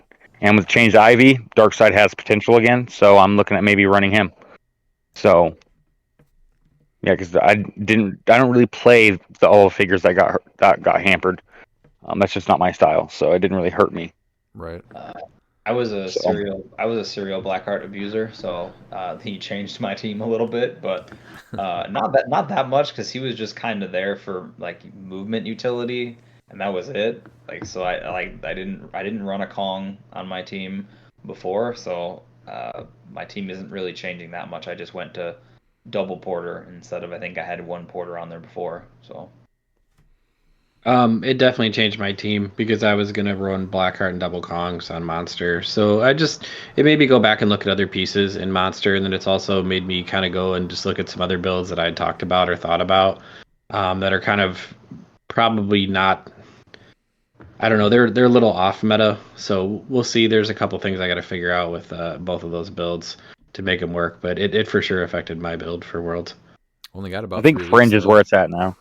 Yeah, Fringe is I think even more viable now with these changes. Yeah, it's great.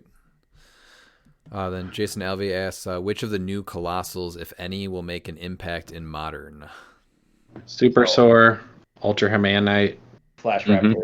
Flash Raptor, Green Torch, Aqua. Yeah, I can see Green Torch potentially. Aquanix, Yep. Starro, T-Rex. Solaris. And Solaris. Yeah. Yeah. I think Ultra Humanite and Super Soar is probably gonna be your best bet because you get a full map reach with 2 Super Soars and Ultra Humanite for 6 attacks. Mr. So I mean Mind that's something that. Mr. Mind is sounding Oh, Mr. Mind is pretty good too with everything Yeah. he does. Yeah, I forgot. Yeah, And he has Ruler. He has Ruler, so you can go ahead and team him up with Colossus, and now he just ignores everything with Butterfly as well for his mind Yeah. control.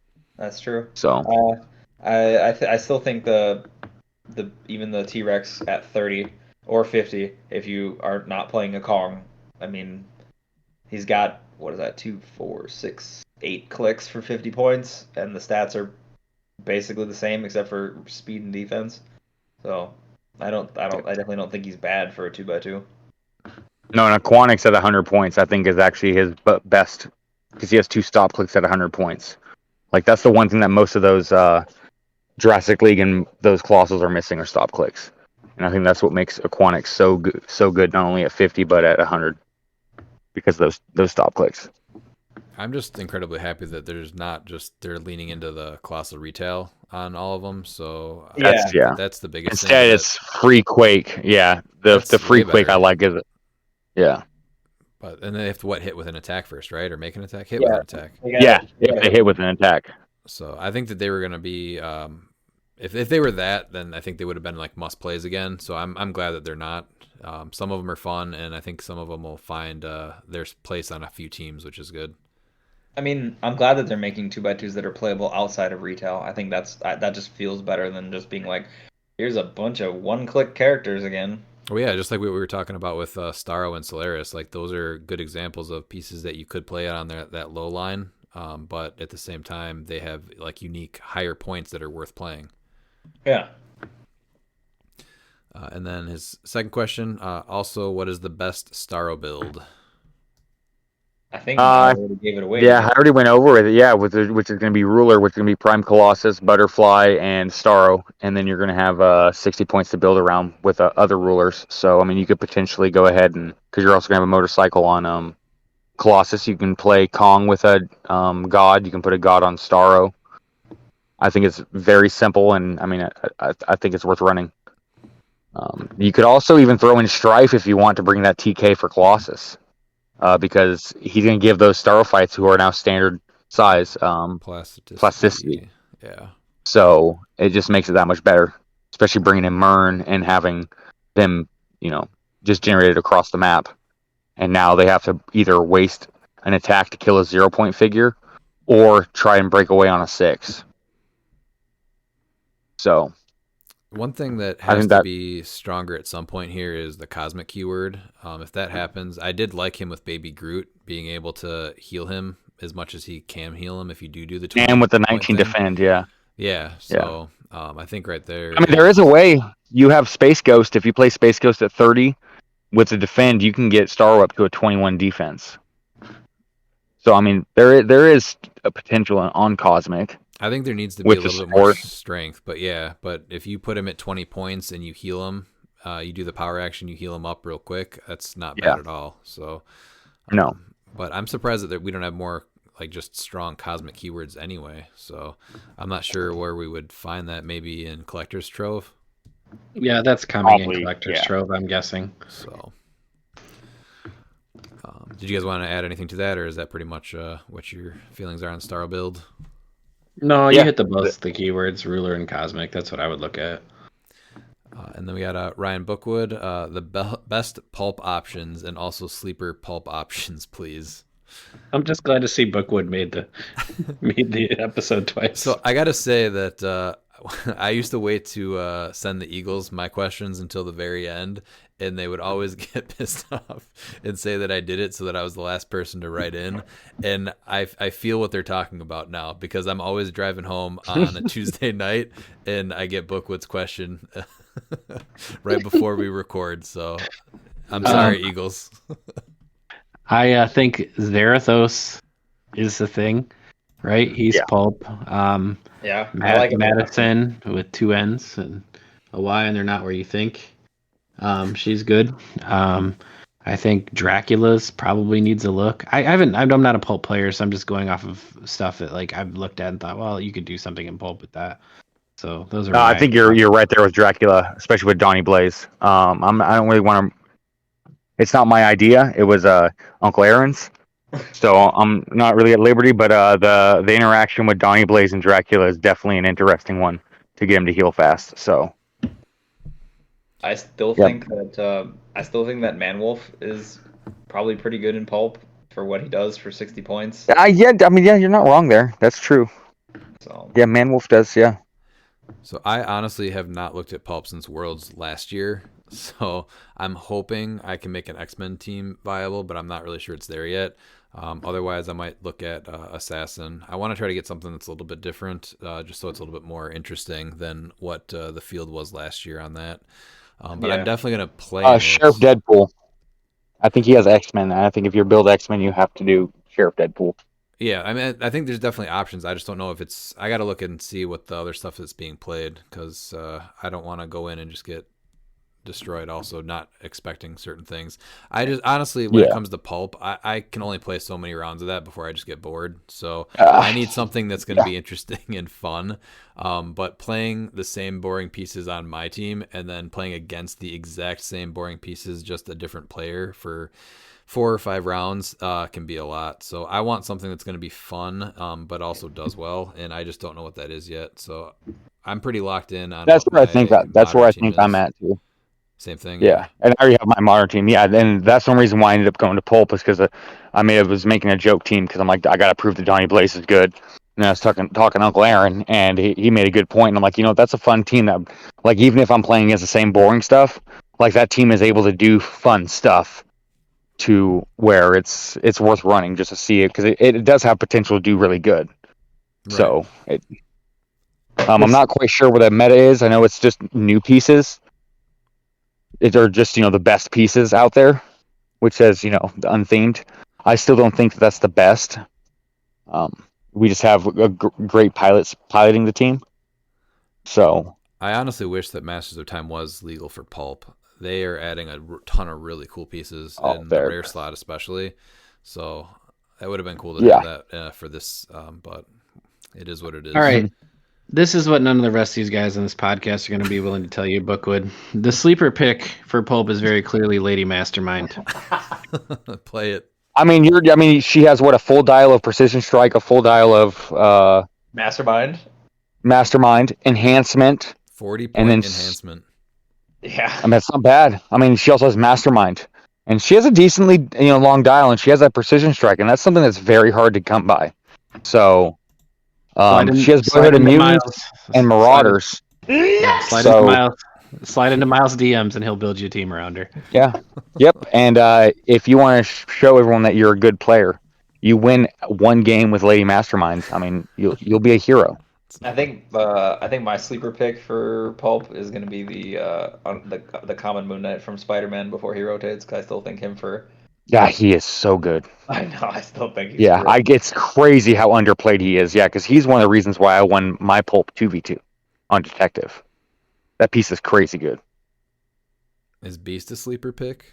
I feel so removed from Pulp. Honestly, it's bad. I think Beast is there's only one figure that Beast doesn't really affect because he has power cosmic, and that's going to be Blue Marvel. But are you gonna? Oh, who cares? It's not like Blue Marvel's going to be their entire team because no one plays them at 150. And if you play him at 150, I think you're doing a disservice to your team. Right. I just don't think that he's good at 150. I guess actually Black Adam. There's also Black Adam at 200. That is true. There is also. That I could think be seen. even him at 100, I think in pulp could be really good. Isn't the Moon Knight the 200-point Moon Knight? Yeah. Isn't he also? Oh, power he cosmic? also, yeah. Yeah. Okay. I mean, yeah, I guess you can go that route too. Yeah. Yeah, I don't have a sleeper pick. Like I said, I feel so removed from it. So now that I'm pretty locked in, I'll see how this weekend goes. But then I'll be looking at some pulp builds. Pete, are you thinking you might play? Miles and I are. Yeah. Man, I don't know. What are the other? I gotta look at the schedule because that may just be. There's my nothing battle. else going on Thursday except for the Jurassic boosters and battle royals. Yeah, but listen, if I can sit around and play battle royals all day, I'm pretty happy with that. I can't fault So you That's for true. playing it, but yeah. I'll decide. I'll start looking at pulp. I just have not looked at it, so. And if people are wondering about me, I won't be flying in until 10 p.m. that night, so that is why I will not be participating in pulp. Yeah, I was gonna say I don't think you're getting in until Thursday night late. Yeah. I want to do that Jurassic booster thing as much as possible. Yeah, that sounds fun. Yeah, so that starts at 4 p.m. I think it's well worth the money because there's a good chance you're getting two colossals at 4th place. And if you're not, you're getting a Con LA. So and again, and you're getting at least one. It's just giant friggin' dinosaurs, man. Yeah, like how cool is that? Yeah, it sounds everyone playing a giant dinosaur. Come on, yeah. The best part is I want to take a picture of all of our stuff at the end to just be like, this is how much we got by the end of this. I really hope that there is a Jurassic Booster Battle Royal that is nothing but 4 Mr. Minds. People go to the table to play giant dinosaurs, and there's just Mr. Minds. The last question is William DeRocher. When I win Worlds next year with Zala Jor-El, how vindicated will Miles feel? I will be the most vindicated because Zala is good. All right. Bill knows this. All right. Any final thoughts, guys? Great event on the weekend. Thank you for that. As always, you guys are gracious hosts. It's great to get together with the group. Thanks for everybody that came, and I had a blast, honestly. And Dan, congratulations. That was a hell of a win, man. Seriously. Yeah, That's like my I said, final thought. I was shocked. I was shocked that went my way towards the end there. I was not expecting that to happen. So I'm very. It was just a good time. Like I was just there to have a good time. So. And yeah, I just want to thank everybody that actually interacted with me on that last second choice of me doing the live show of CliX Talk with Aquamiles.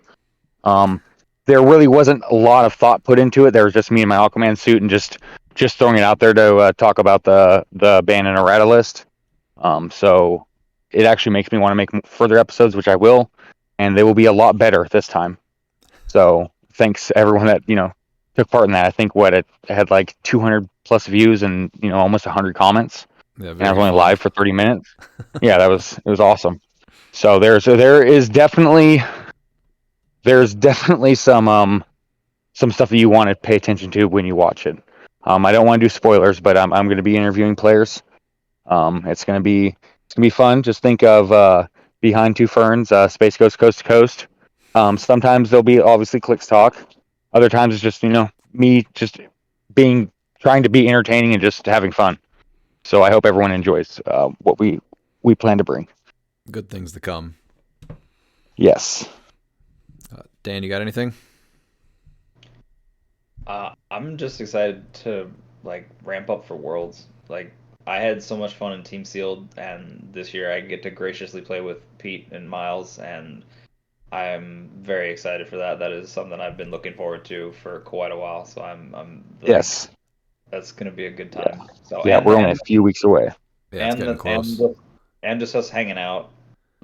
Like that's probably the best. Like after like one thing about that you'll I guess if people don't know, like those days of clicks are long. Like you start like we literally go get food in the morning. Like I think it was like I would like get up, shower, get ready, boom, I'm off. Like I'd make sure to grab something for breakfast, and then you're off and running for the full day, and you're not done usually. Like at least for sure, like on tournament days where you have like Swiss and then maybe cut or whatever. It's a long freaking day. They will on the new schedule has it that they're going to be doing clicks. It looks till 10 p.m. Yeah. on Thursday, So, Friday, Saturday. yeah. Oh, wow. So like if you're winning, which last year my teammates and I, Robert and Aaron, we made top 8 in teams. So I mean we were going all day, and Yeah. so it's really nice just to get to hang out with everybody after and just kind of like decompress. Absolutely. After, That's like, big. A full day of clicks. Like the The peanut butter sandwiches. That's another thing I'm looking forward to. On that like semi-stale bread. You know? No. We got to go get the barbecue and the chicken again. Oh yeah, we're so going there. Yeah. And if we do, and if I get told I can't have a burger, that I have to get barbecue, I'm not gonna be happy. Still upset about that. Oliver and I are actually going to Ohio this weekend to play in the Championship Click Summer Open event. So I'm excited for that. The new erratas are going to be in effect. So it's really going to be the best look. All these events all the Championship Clicks Open events are going to really be the best look at what you have before Worlds. So we're excited to head down there and meet some of you guys down there too. So if no one has anything else, thanks for listening, and we'll see you next time.